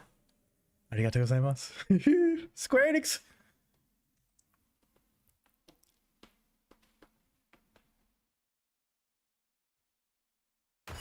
Good afternoon, everyone. It's Matt Mercer here, and I'm back as your host of Square Enix Presents. マット・マーサー、スクエアエニックスプレゼンツのホスト。今日は特別 E3 版のショーがあります。発表、アップデート、ワクワクニューズ。よし、ワールドプレミア、アイドス・モントレアルの新作からの発表から始まりましょう。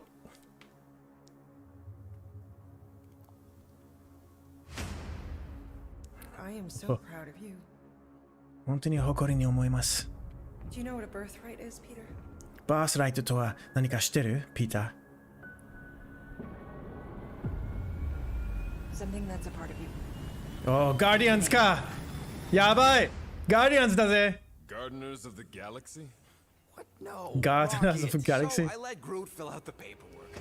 グルートに申し込みをしてもらったから。ミスペルね、ガーディアンズじゃなくてガーデナーズ。ちょっとお金足りない。なんか企画が必要。実はマーベル映画の中でガーディアンズ一番好きだよ俺。だからこれめちゃワクワク。イエス。音楽もいい。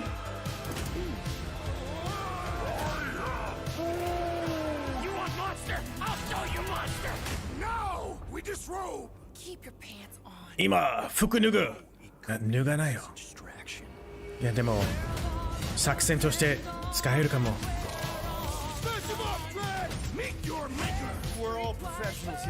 みんなプロフェッショナルでしょ？なんかできるじゃない？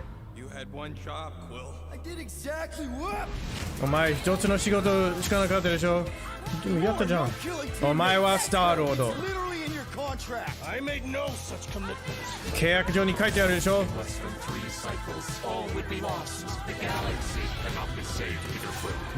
まもなく全て失われる。一緒になるできる。多分。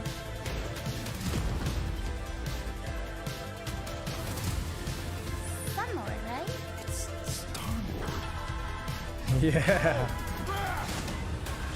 この曲大好き。I Need a Hero。実は 80s の曲で、もともと Ghostbusters に出た曲ですよ。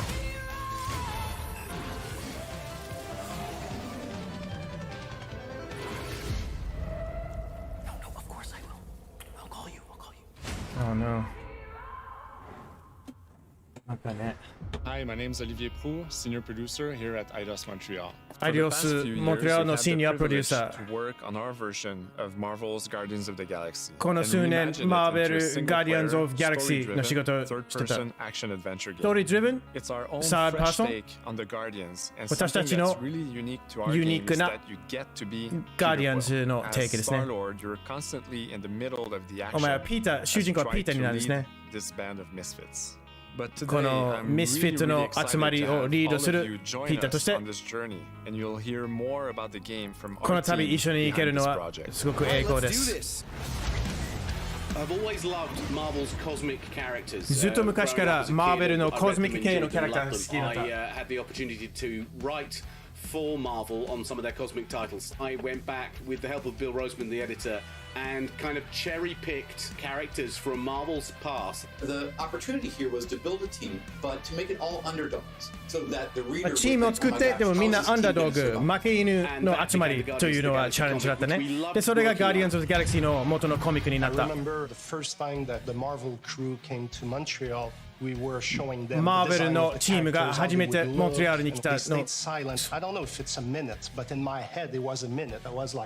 テリー切れ。We realized how much that Marvel and Eidos Montreal share and have in common, and that we knew the Guardians were in perfect hands. Looking at the samples that Eidos were kind enough to show me, I think he's fantastic and absolutely in the spirit of what the characters are.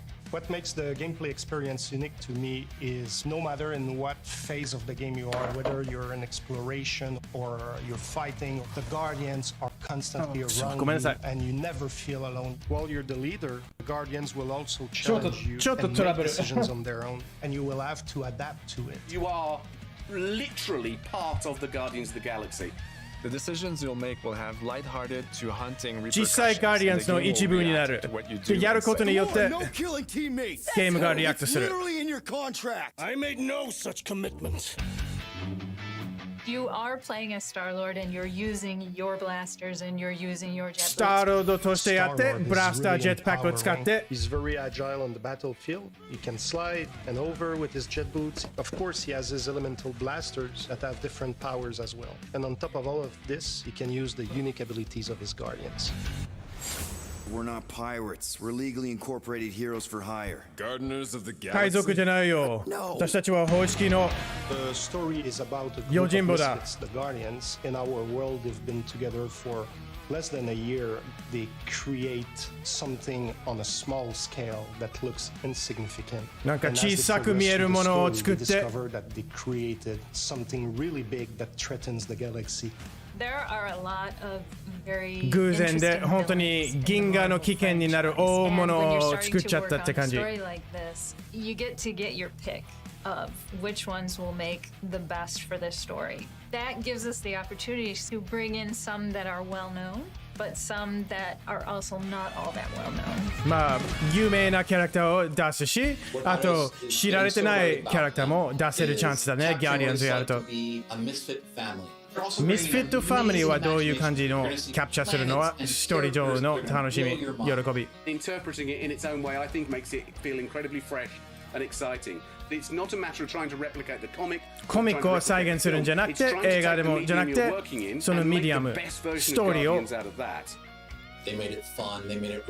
再現するという。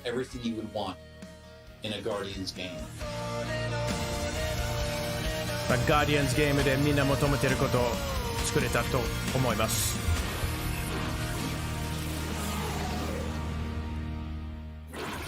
サノスね。サノス出てほしいね。これでゲームプレイ映像になるかな？楽しそう。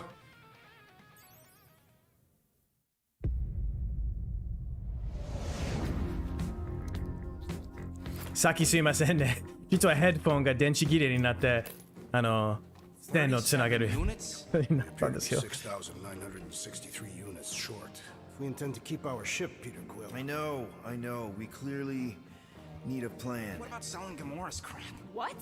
Oh, come on. You've been hoarding them stupid Come knickknacks on. ever since you first joined us. サーラン・ゴモーラのものは Tell me they ain't worth nothing. あれは絶対売れるよ。 My figurines are not 私のフィギュアはニックナックじゃないよ。大事なものだよ。 I will sacrifice your head. お前の頭を生贄にするよ。 Guys, I think we should. チームマネジメントが大きいってことですね。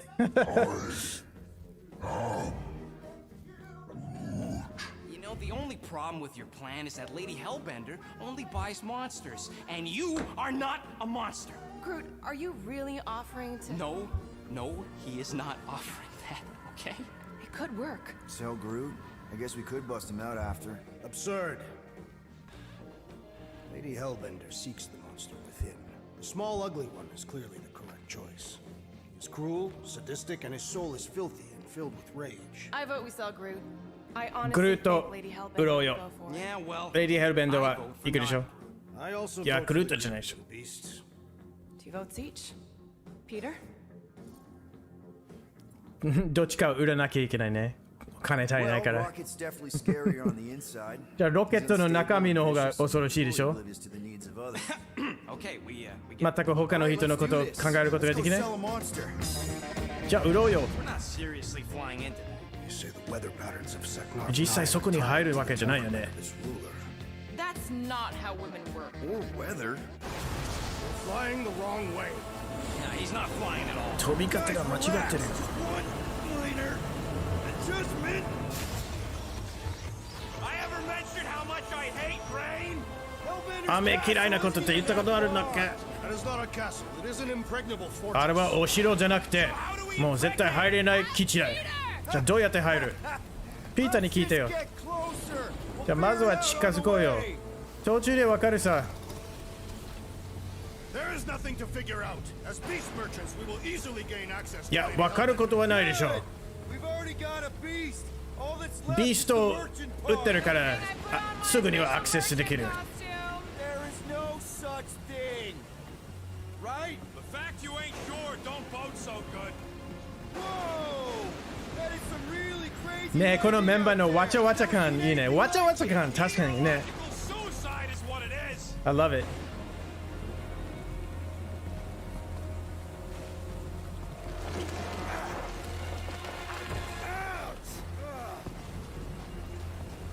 Hey, is my jacket all right? At least you got a jacket. Some of us are soaking here. Less whining, more walking. Hey, Stormlord, we ain't serious. もうぐずぐず言わないで歩けよ。 Stop complaining. The hardship will strengthen. もう愚痴はいいよ。うるさい。 More than enough hardship. Thank you very much. もう相当苦労したよ。 We got this. 大丈夫、大丈夫。 Fine. 落ちなかったら大丈夫さ。すげえ。これはすごい。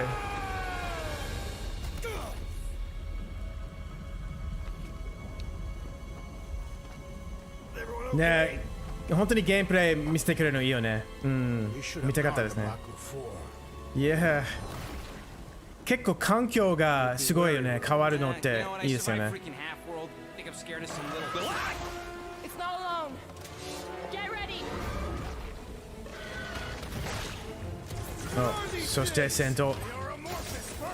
Shoot first, questions later. まずは撃て。後で話は後で。ああ、なるほどね。みんなに指示を出すね。自分はスターロードの役しながら他の方々の技とかを指示する。面白い。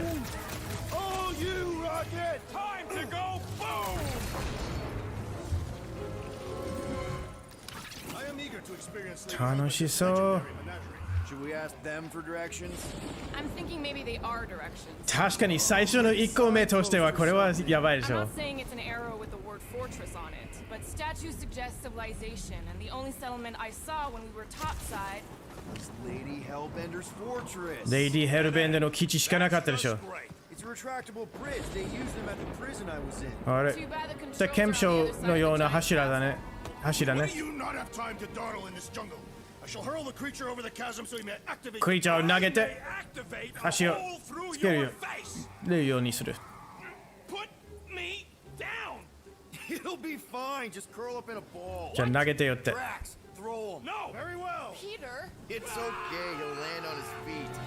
Ooh. I guess は that は only ロケット applies 超 to 怒ってる。 Sons of sharks. じゃあこれでみんなの関係性を守らなきゃいけないの。嫌われるとか下手したら嫌がられる。 We'll raise your cut by 5%. I want 10. Okay, deal. そうですね。ガーディアンズ・オブ・ギャラクシーはアメリカで大人気ですね。日本でも人気ですね。 Pulling that Wait. stud again. Hear that? Guys. I got it. 任せてよ。ストレンジャー・シングズのやつらっぽいね。そういう口が流行ってるね、今のゲームには。いやー、これ絶対売れると思いますよ。うん。ねえ。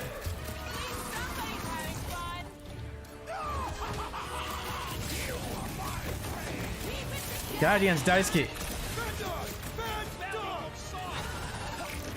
このチームの操作の仕方もいいよね。スムーズで。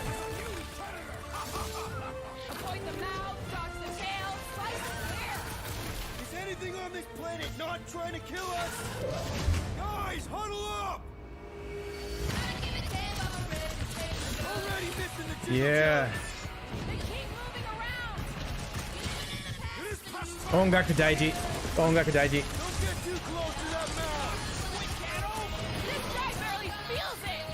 そうですよね、小牟田さん。楽しいに決まってるでしょう、ガーディアンズ。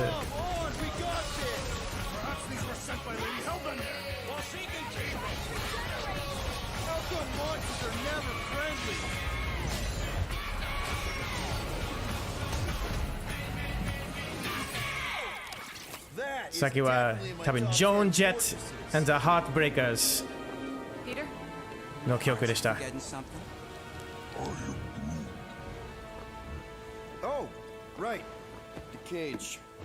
あ、そうだ。桜。じゃあロケット入ってよ。バケモンになる。本当にこれでいいの？だって見て。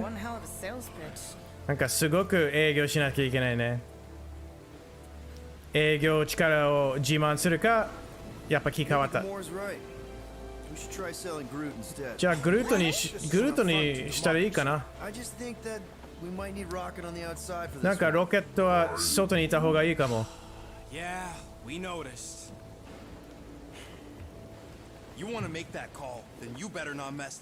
じゃあそういうふうに決めるなら失敗するなよ。時間になったらちゃんと出してやるよ。ロケット流にね。Gamora, can you help me with this? What? Why? To guarantee your safety as our leader. Come on. Don't look at me. I ain't pulling that thing. 確かにストーリー分岐があるから気になりますよね。Menacing, like me, only bigger. まあ、俺みたいに怖い顔出してよ。ただより大きい。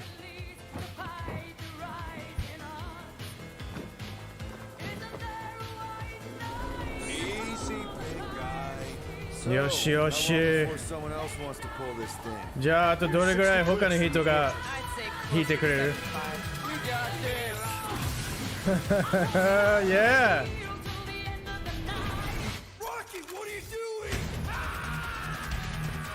よし、メタルになったぜ。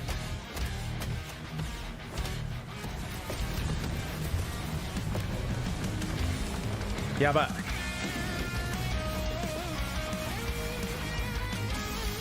曲によって雰囲気全然違うよね。おお、ロケットさん、やべえ。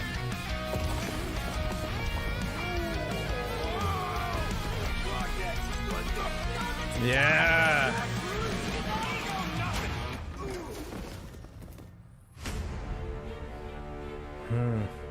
Guardians of the Galaxy. How many times do I have to kill you? 何回殺せばいいのか。That you thought you could rob me. 私に泥棒できるなんて。殺せ。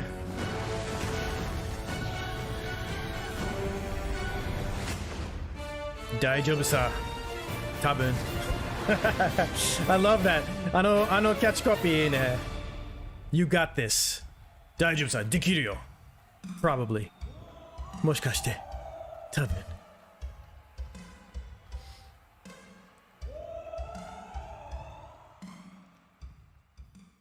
Now we're going to revisit two iconic brands that are being remastered for modern platforms. First up, relive the classic games in the Final Fantasy series. And then get Final one more Fantasy peek が次ね。 at Legend of Mana ahead of its June 24th launch. Legend of Mana のローンチ。おお、ピクセルリマスター。ほほほほ。Yes。ジェネレーションインスパイアしたまた 2D ピクサルリメイクが6つのテール、時代を超える橋になる。わあ、泣きそう。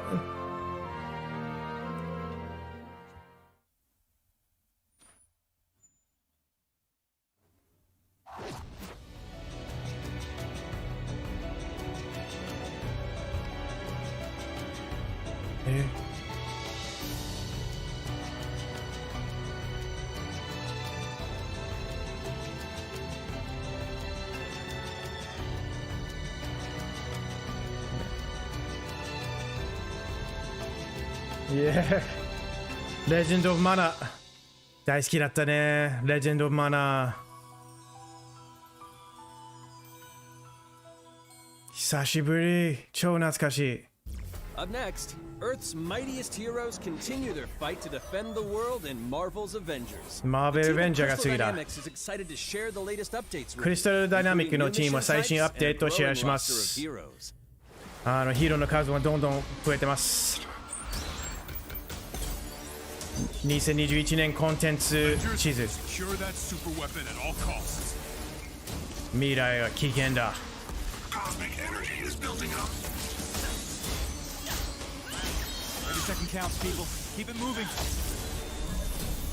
科学者たちはスーパーウェポンを作ってる。スーパーヒーローたちを倒すのに、そしてリアリティは彼女の意志に曲げれるように。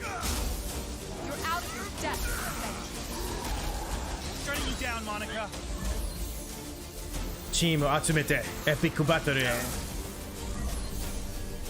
もうチャレンジいっぱいの新任務。私はこの世の中を救う。終わりがない。サイエンティストスプリームを倒して未来を救って、ウェイストランドを調査して手がかりを探して、これから来るアポカリプスのこと。新パトロールモード。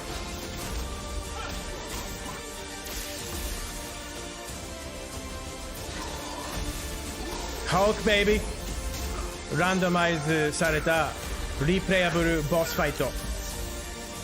探検ベースのご褒美。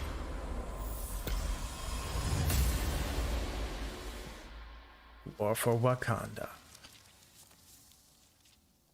これがメインって感じだね。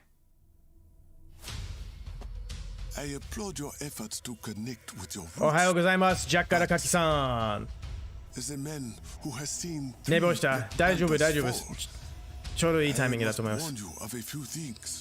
いくつか警告しなきゃいけないことある。お前が歩む道、数人しか歩いてない。You just wanted to show off your suit. They all want the name. But they ain't got what's running through these veins. Make way for the king. It is Claw. Wakanda forever, baby.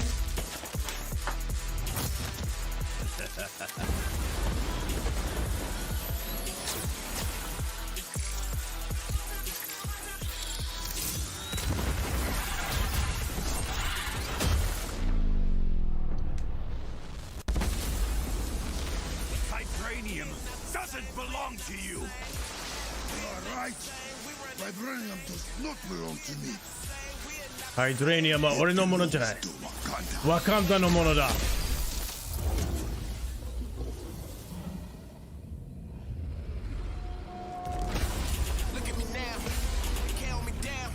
おほ。やばいこれ。音楽もバッチリバッチリだね。Nice. Now it's time to give mobile players a quick look at some of the games that will be available in the coming months. モバイル版ね。Good evening, 426. Our 426 intelligence reports a new こんばんは。 threat to global stability. 新しい Their 危険 reach 性 is が出てき unlike ました。 anything we have seen before. 今まで見たことのない Following Agent 47's disappearance, 47番の selected because of your 行方 remarkable 不明になってからお前が選ばれた。 execution must be perfect. 素晴らしいスキル持ってる君には From the shadows, 実行はパーフェ and クト they にし will ないといけ never ない。 know what hit them. ヒットマンスナイパーね。モバイル本。 A sad and beautiful tale that echoes throughout eternity. The first mobile entry in the Nier series. ニアのモバイル版か。 Reincarnation. おお、cool。いやー、懐かしい。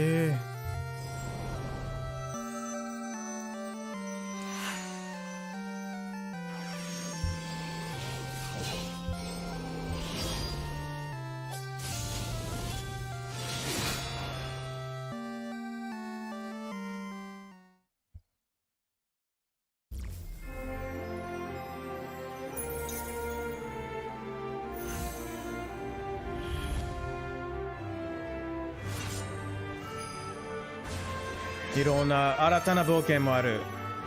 レガシーキャラクター、いろんなファイナルファンタジーの前作から出てくる。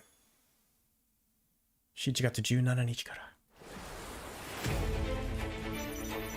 シンラーベイビー。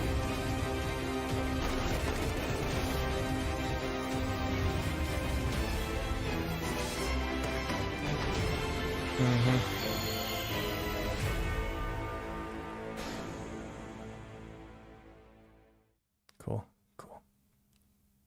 My favorite. Today, the team at Platinum Games is giving you an exclusive look at the epic world of Babylon's Fall. Babylon's Fall のチームが、エクスクルーシブを見せまます。コンバット、武器、ユニークなアートスタイルを見せします。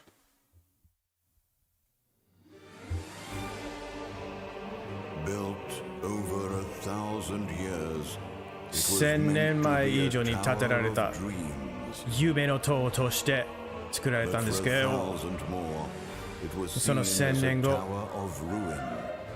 破壊の塔として見られた。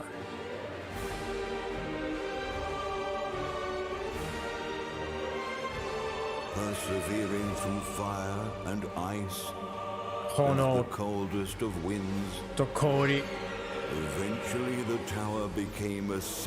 結局は塔は野心の塔となりました。あの塔の名前はバビロン。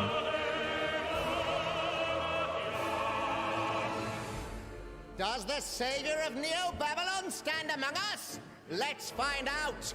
バビロンの救う人が私たちの中にいる。見つけ出そう。すごい独特な音楽。If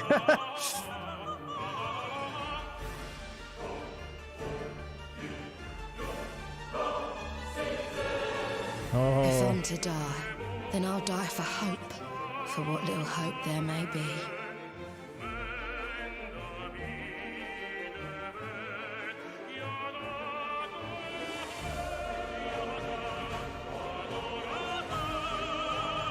Seen through the veil at last, have you?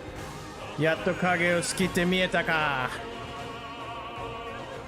We're all prisoners of our subjective reality.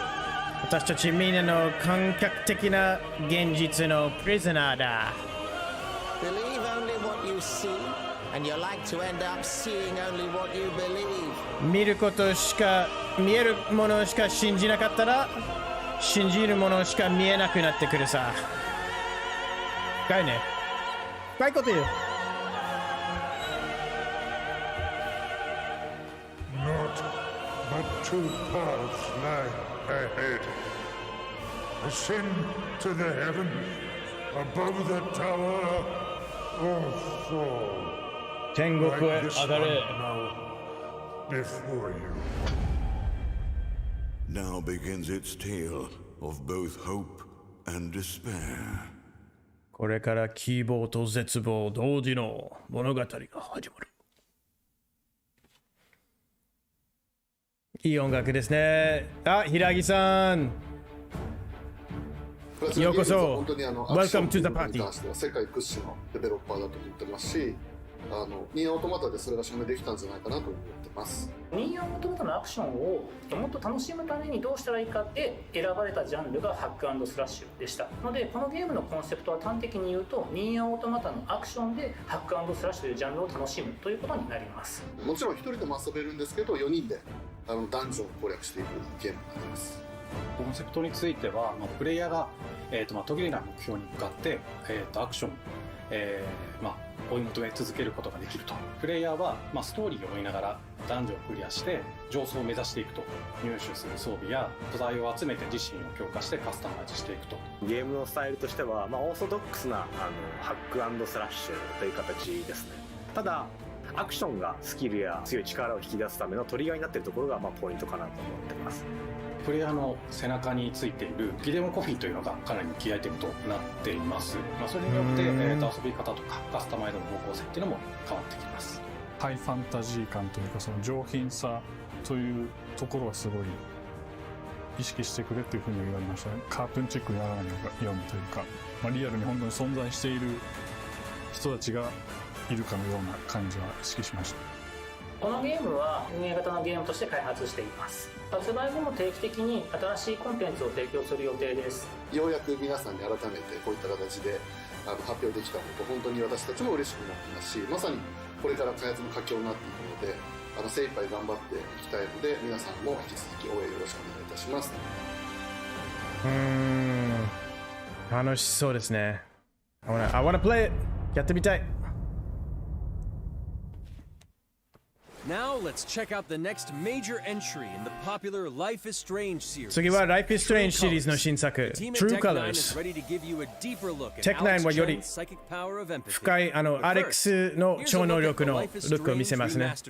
まずは Life is Strange リマスターコレクション見せます。After 5 years, you're still Max Caulfield.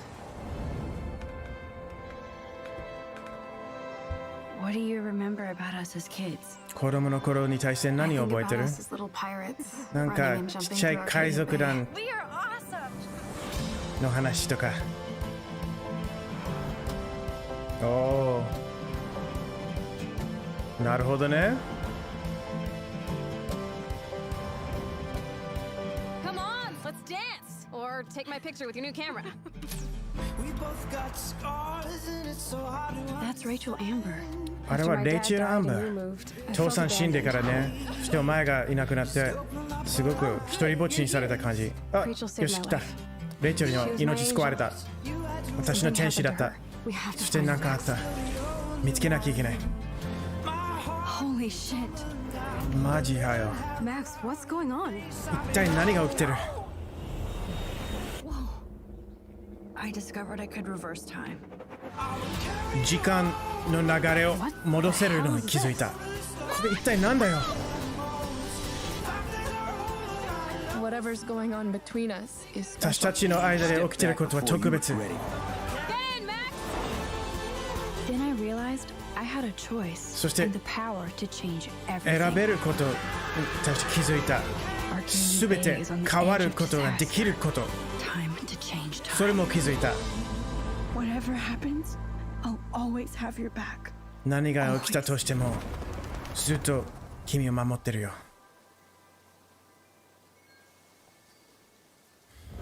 Yeah、これは Life is Strange ですよ。Also known as MXM Tune.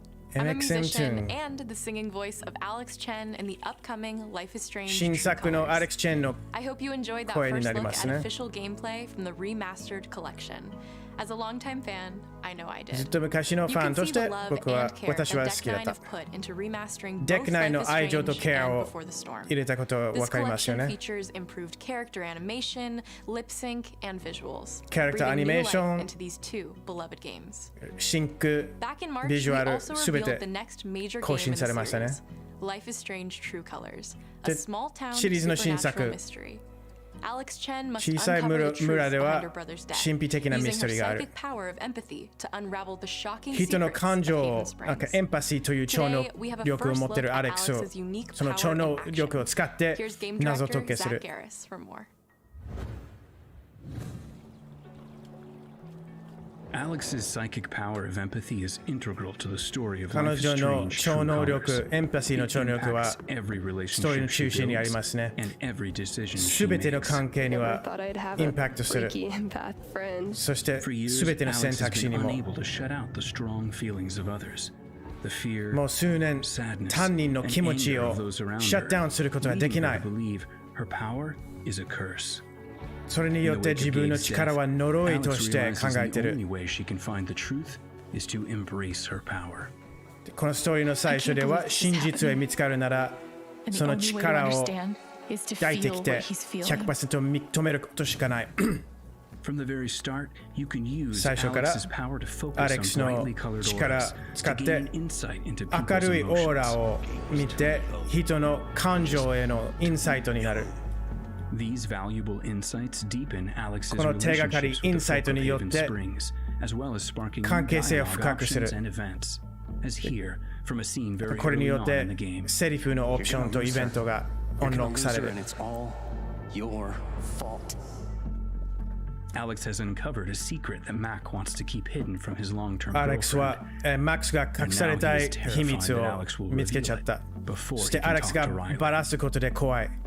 She's the best thing that's ever happened to me. 彼女は俺の人生で一番いいもの。 Please. お願いだから Help me out. 助けてよ。マックの嘘をバラす。 Thanks for telling me the truth, Alex. まあ選択肢ね。まだ一緒かよ。 I need to get back to work. ちょっと仕事に戻らないと。 We'll get out of your way. じゃあもう邪魔しないよ。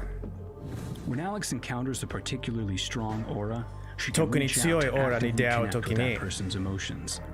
手を出して This generates a nova, 自己的にその人の a supernatural エモー flare ション that とコネクトす transforms る the。world around それ Alex で into ノ a ーバーが生 reflection ま of れ that る。 person's psyche. それによって世界ごとがあの人のpsyche、あの人の心のリフレクションになる。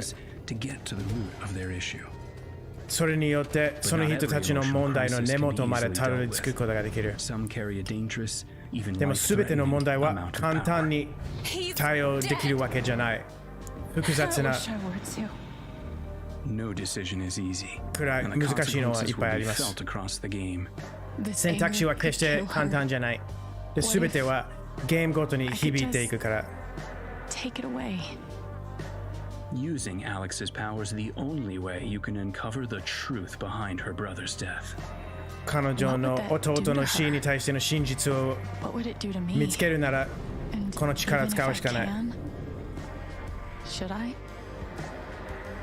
How far will you go in pursuit of that truth? あの真実を追求にどれぐらいまで行くか。その選択肢も Alex's 君のものだ。 powers look so awesome. アレックスの I 力 have って no すご idea そう how だ I'll ね make。some of these choices. この選 But I 択肢 can't は wait どう to する play か with わ you かん all ないけ when ど it comes out on September 10th. でもみんなと Don't 一緒に forget, プ you レイ can できるのめっ pre-order ちゃ Life 楽 is しみ。 Strange True Colors 9月10日 now. に出てくるけ And ど if you もう choose プレイ the オーダーでき Ultimate る。 Edition, you'll also ア receive ルティ the メット Life 版 is Strange Remastered Collection. 買ったらリマスターコレク And ション that's it も for ついて today. くる。 Make sure to follow the 今日は Life こ is こまでで Strange す。 social channels for more. 楽しみ。楽しみですね。これは絶対プレイします。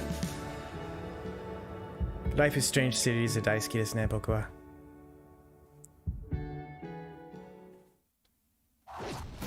And now, we are excited to unveil a brand new title from Square Enix Japan. お、新作ですよ。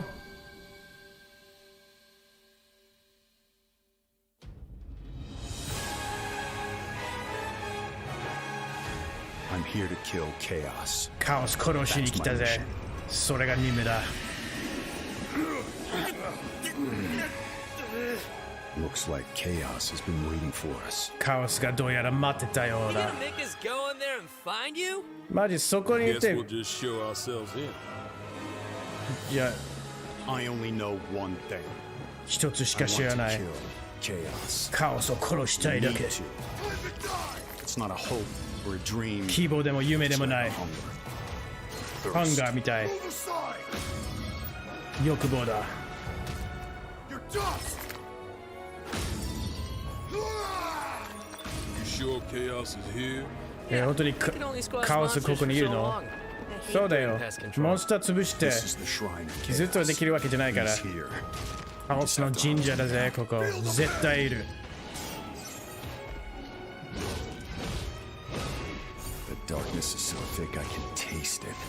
闇があんまりにも分厚くて味わえるぜ。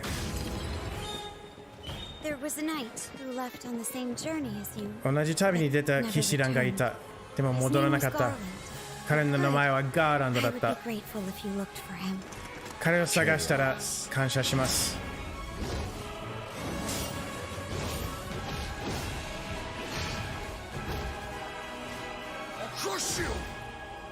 潰してやるぜ。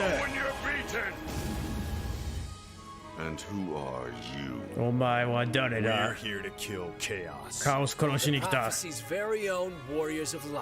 予言通りの光の戦士たち。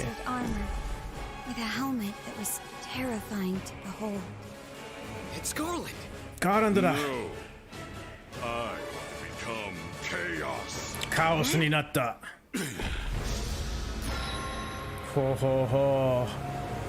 Stranger of Paradise。すごいね。すごいね。ね、ソウルライク、確かに。これがそのソウルライクな新作って感じですかね。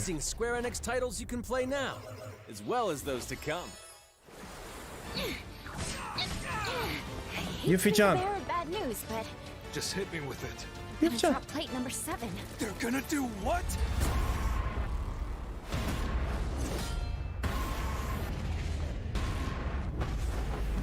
Yes.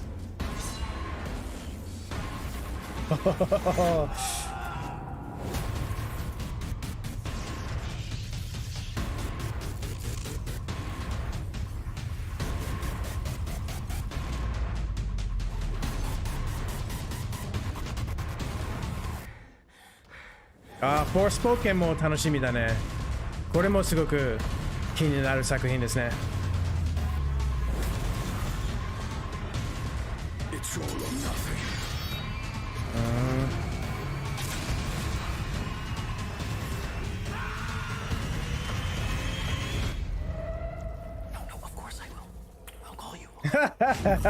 電話するから。Thank you for joining us today.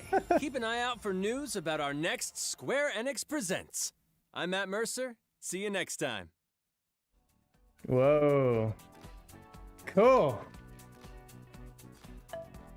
FF16 なしなの？Welcome back, everybody. The Square Enix presentation is a wrap. なるほど。それで Square Enix の発表が終わったね。早かったね。あっという間でしたね、本当に。You know what? It was very tough to follow up the Xbox presentation. まあ Xbox の次にこれは難しかったけど、すごくワクワクしましたね。Really deep on a lot of games. Spent a lot of time on a lot of things they were doing. いろんなものに時間かけましたね。特に Guardians ですね。Sorry, I almost hit you. No, you hit your pen. I did. I got a little mark on my finger. That's on every. まさかこれ終わりじゃないよね。I did. It was my fault. I have a little pen mark now. Anyways, yes, Guardians of the Galaxy. 絶対また何か出てくるでしょ。I loved it. I'll be honest. Yeah. No, it's interesting to see it on Twitter. そうそうそう。絶対 FF16 ね出さないと終わりが。あとドラクエもやってないじゃん。Music and then for me personally the choices. Yeah. Where it's and then they're saying it's single player and then it's this year like they were hitting on all the things I would want from a Marvel game right away. And that is let's get us in there, let's have a story, let's see what the permutations. いやいやいや終わりじゃないでしょ。I thought it was funny that you know the hardest thing in video games a lot of times is trying to nail humor. 100% なんか agree with ゲームでよく難しいのはユーモアを Such 当た an ること。 established reputation now thanks to James Gunn and his amazing films. I like, know, right? To step in and like, yeah, you know, Tim got to see a preview. He was talking a bit on our stream about it of like, this is going to be 80s music focused rather than the 60s and 70s that we saw. Oh yeah, Bonnie Tyler off the top. Totally. I need a hero. And then even as we were going through, we were all talking about how it is reminiscent of Final Fantasy VII, right? With the stagger system, and I'm talking about remake, of course. The stagger system we were seeing there. Obviously, Andy called it out that it was a lot like Ratchet and Clank right now that he's playing because you're calling up and going into the 絶対 one more things そうそう絶対 one more things に All right, I want Gamora and I want Gamora to do this action. I think that really 最後に必ず大きいの出すでしょ。Honestly, I was really impressed with the gameplay. I was talking with Michael a little bit. We were like, hey, little hints of Deus Ex there. スクエアエニの E3 はいろんなトラブルね。Sell Groot, you know what I mean? And we were like, oh my god, we love that. I also really enjoyed watching how you could summon your teammates. ああ、なるほど。ソニーの発表会でやるかな。いや、どうだろう。So I was there for it. Like you said, we're getting a mixed reaction online right now. When Marvel's Avengers first dropped, everybody was like, they don't look like them. They don't look like, you know, what we saw in the movies. And I understand that, but I'm sorry, Gamora's look, I'm cosplaying that, man. Yeah, Gamora I am looks cosplaying that. Yeah, so I don't know, definitely getting a mixed reaction, but I love the music. ガーディアンズの反応はミックス。なんか映画通りのキャラクターじゃないからあれだけど、でもこれユニークな作品だから。I was a little nervous. I was like, is the humor going to be good here? And I thought all the dialogue really delivered, to be honest. So 100%, yeah, I'm right there with you. And I think that's what's going to be interesting about it. I think it is, again, we all know Guardians. そうですね。And so getting into this game, it's going to be that moment and having to get in and settle in. どっちにしてもね、嬉しいですよね。Because I thought at first, I'm like, man, Peter Quill's hair is kind of tall in this, right? And he's got a much blockier He's got some Greg Miller hair vibes going on. I wish my hair could get that tall. Actually, shout out to Genevieve. She cut your hair. She did. She cut my hair and gave Lovely my entire Genevieve. outfit. That's right. Love you. But yeah, for the game, I thought their Rocket voice actor was real good, right? Because again, these are already so iconic. I thought their Drax was good in terms of not being Dave Bautista, but being in that. Yeah, First of all, did you hear our producers? They're saying, pull your hair back, pull your hair back. And they were like, we were talking to Greg. They didn't say it in my ear. I was like, oh, okay. Is this supposed to be me? All right, ladies and gentlemen, then it's a hair emergency. It's a hair emergency. We will toss to a package. 髪の毛緊急が出た。ちょっと待って。Gentlemen, I had the pleasure of chatting with some of the big brains from Marvel Games and マーベルゲームズの人たちと話したら、ガーディアンズのゲームに対して、続きますよね、これは。多分続きますよ。これはガーディアンズの話ですけど。All right, Mary, Jean-Francois, and Tim, let's talk Marvel's Guardians じゃあ、マーベルガーディアンズの話しましょう。collaboration with Marvel come together? マーベルのコラボと collaboration with Marvel Games came together a few years ago when 数年前に we met for the first time 初め to て see that 会った時に create this Guardians of the Galaxy game. ガーディアンズゲームをどういうふうに作るかの話をしたら、最初に話す時のワクワクしたのは、ビジョンはすごく一緒でしたね。どういう方向で行かせるかとか、マーベルゲームズさんは自分たちのクリエイティビティを書いて、フレッシュのなんか今までのないテイク、見方でこのゲーム作ってほしかったですね。で、それは私たちの願いもあったね。クリエイターとして、原作を見て違う方向に持っていくのが夢みたいな話ですね。最初の段階では、みんなそういうふうに思ってました。The collaboration with between Marvel Games and マーベルゲームとアイドスのコラボはすごく自然なフィットだと思います。一番いい開発者とパートナーしたいですね。そしていいフランチャイズ、プロパティペアしたいですね。私たちマーベルはずっと昔からアイドスのファン、デウス X も大好きだし、SF とワールドを作りにすごく尊敬してますね。マーベルだけじゃなくて、ガーディアンズに対しての情熱を見たら、すごく自然なフィットだと思いました。じゃあ、そのオリジナルテイクに対して話しましょう。じゃあまずはですね、プロジェクトをスタートするときには、よく原作見るね。原作、コミックの場合は、もう、マーベルの場合、80年以上の歴史があって、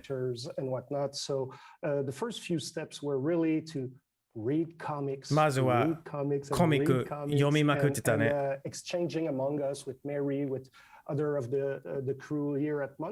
そしてコミックを交換して、そのストーリーを話して、そしていくつかのアイデアを形にし始めましたね。そしてマーベルからもアイデアを出したんですね。これがもしかしたら面白いとか。で、そういう考え方で原作を見て、distilling all those sort of key features down allowed us to understand what these characters are about. And then, キーフィーチャーを like Jeff said, tapping into 絞ることによって、このキャラクターの本心を分かってきたね。allowed us to sort of bend and shape these characters in ways that fans may have not seen before, and perhaps even expand on what Warner 次ですね。So yeah, Back for Blood. Outside of that, I think we also have a lot of fun with playing with well-known characters and factions like Mantis or the Nova Corps. Nova Corps, Mantis とか like introduce 有名なファクションと遊ぶこともできて、あとあまり知られてないキャラクター、ヘルベンダーとか、ブラザーズ、コスモ・ザ・ドッグとか、そういうね、そこまで有名じゃないキャラクターも使って、すごく楽しかったですね。The fans will enjoy what we put together for them, right? So, what was your main source of inspiration when working on Marvel's Guardians of the Galaxy? マーベル・ガーディアンのメインインスピレーションとは the Guardians of the Galaxy movies. And we went back and rewatched them. We watched some of the animated television series, and we did a deep dive into the comic books. And from that, we really got a sense of who these Guardian characters are. And what was fascinating for me is that in every incarnation, whether it be the comic books or the movies themselves, there's a core essence to these characters, and yet the interpretation changes. So that really このキャラクター、コアエッセンスがあるけど、毎回ね、コミックで復活するときに、ユニークに表現されてるから、このゲームでもすごくユニークに表現できる自由がすごく感じましたね。マーベルはそういう自由性をすごく歓迎してるから。To this wonderful Marvel sandbox that we're allowed to play in. Okay, so we play as Star-Lord. このゲームでスターロードが主人公ですね。どうしてその道を選んだでしょうか。そしてスターロードは他のガーディアンとどういうふうにやり取りしている。スターロードは当然の選択肢だと思ったんですね。ガーディアンズのリーダー、自分で言うリーダーですけど。ピーターコントロールするけど、でももうコンスタントにね、いつも他のガーディアンメンバーとインタラクトしてるんですね。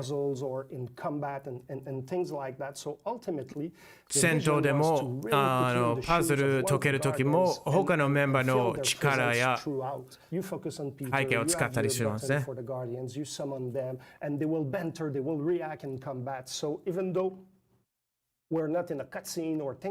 カッツシーンじゃなくても、もういつも他のメンバーたちはいますよね。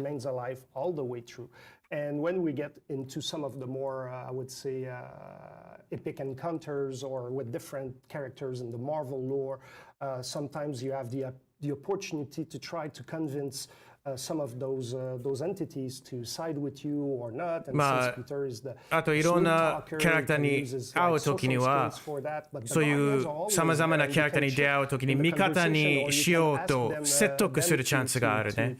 そういうなんか会話の機能もついてますね。For us, like playing as Star-Lord and being like スターロードとしてプレイして、で、ガーディアンズにコンスタントに囲まれてる。この家族の一部になってるっていうのは、目的の中心にあったんですね。ゲームのどんなところにいたとしても。The story takes place in space. このストーリーは宇宙が舞台でしょ。すごくでかい戦争がいろんな惑星と文明を破壊した戦争12年後。ほとんどの人たちはその損と破壊からリカバーしようとしている。ピーターはそれを過去を後ろにして前向きにしたいですね。この宇宙アウトロー犯罪者を集めたいっ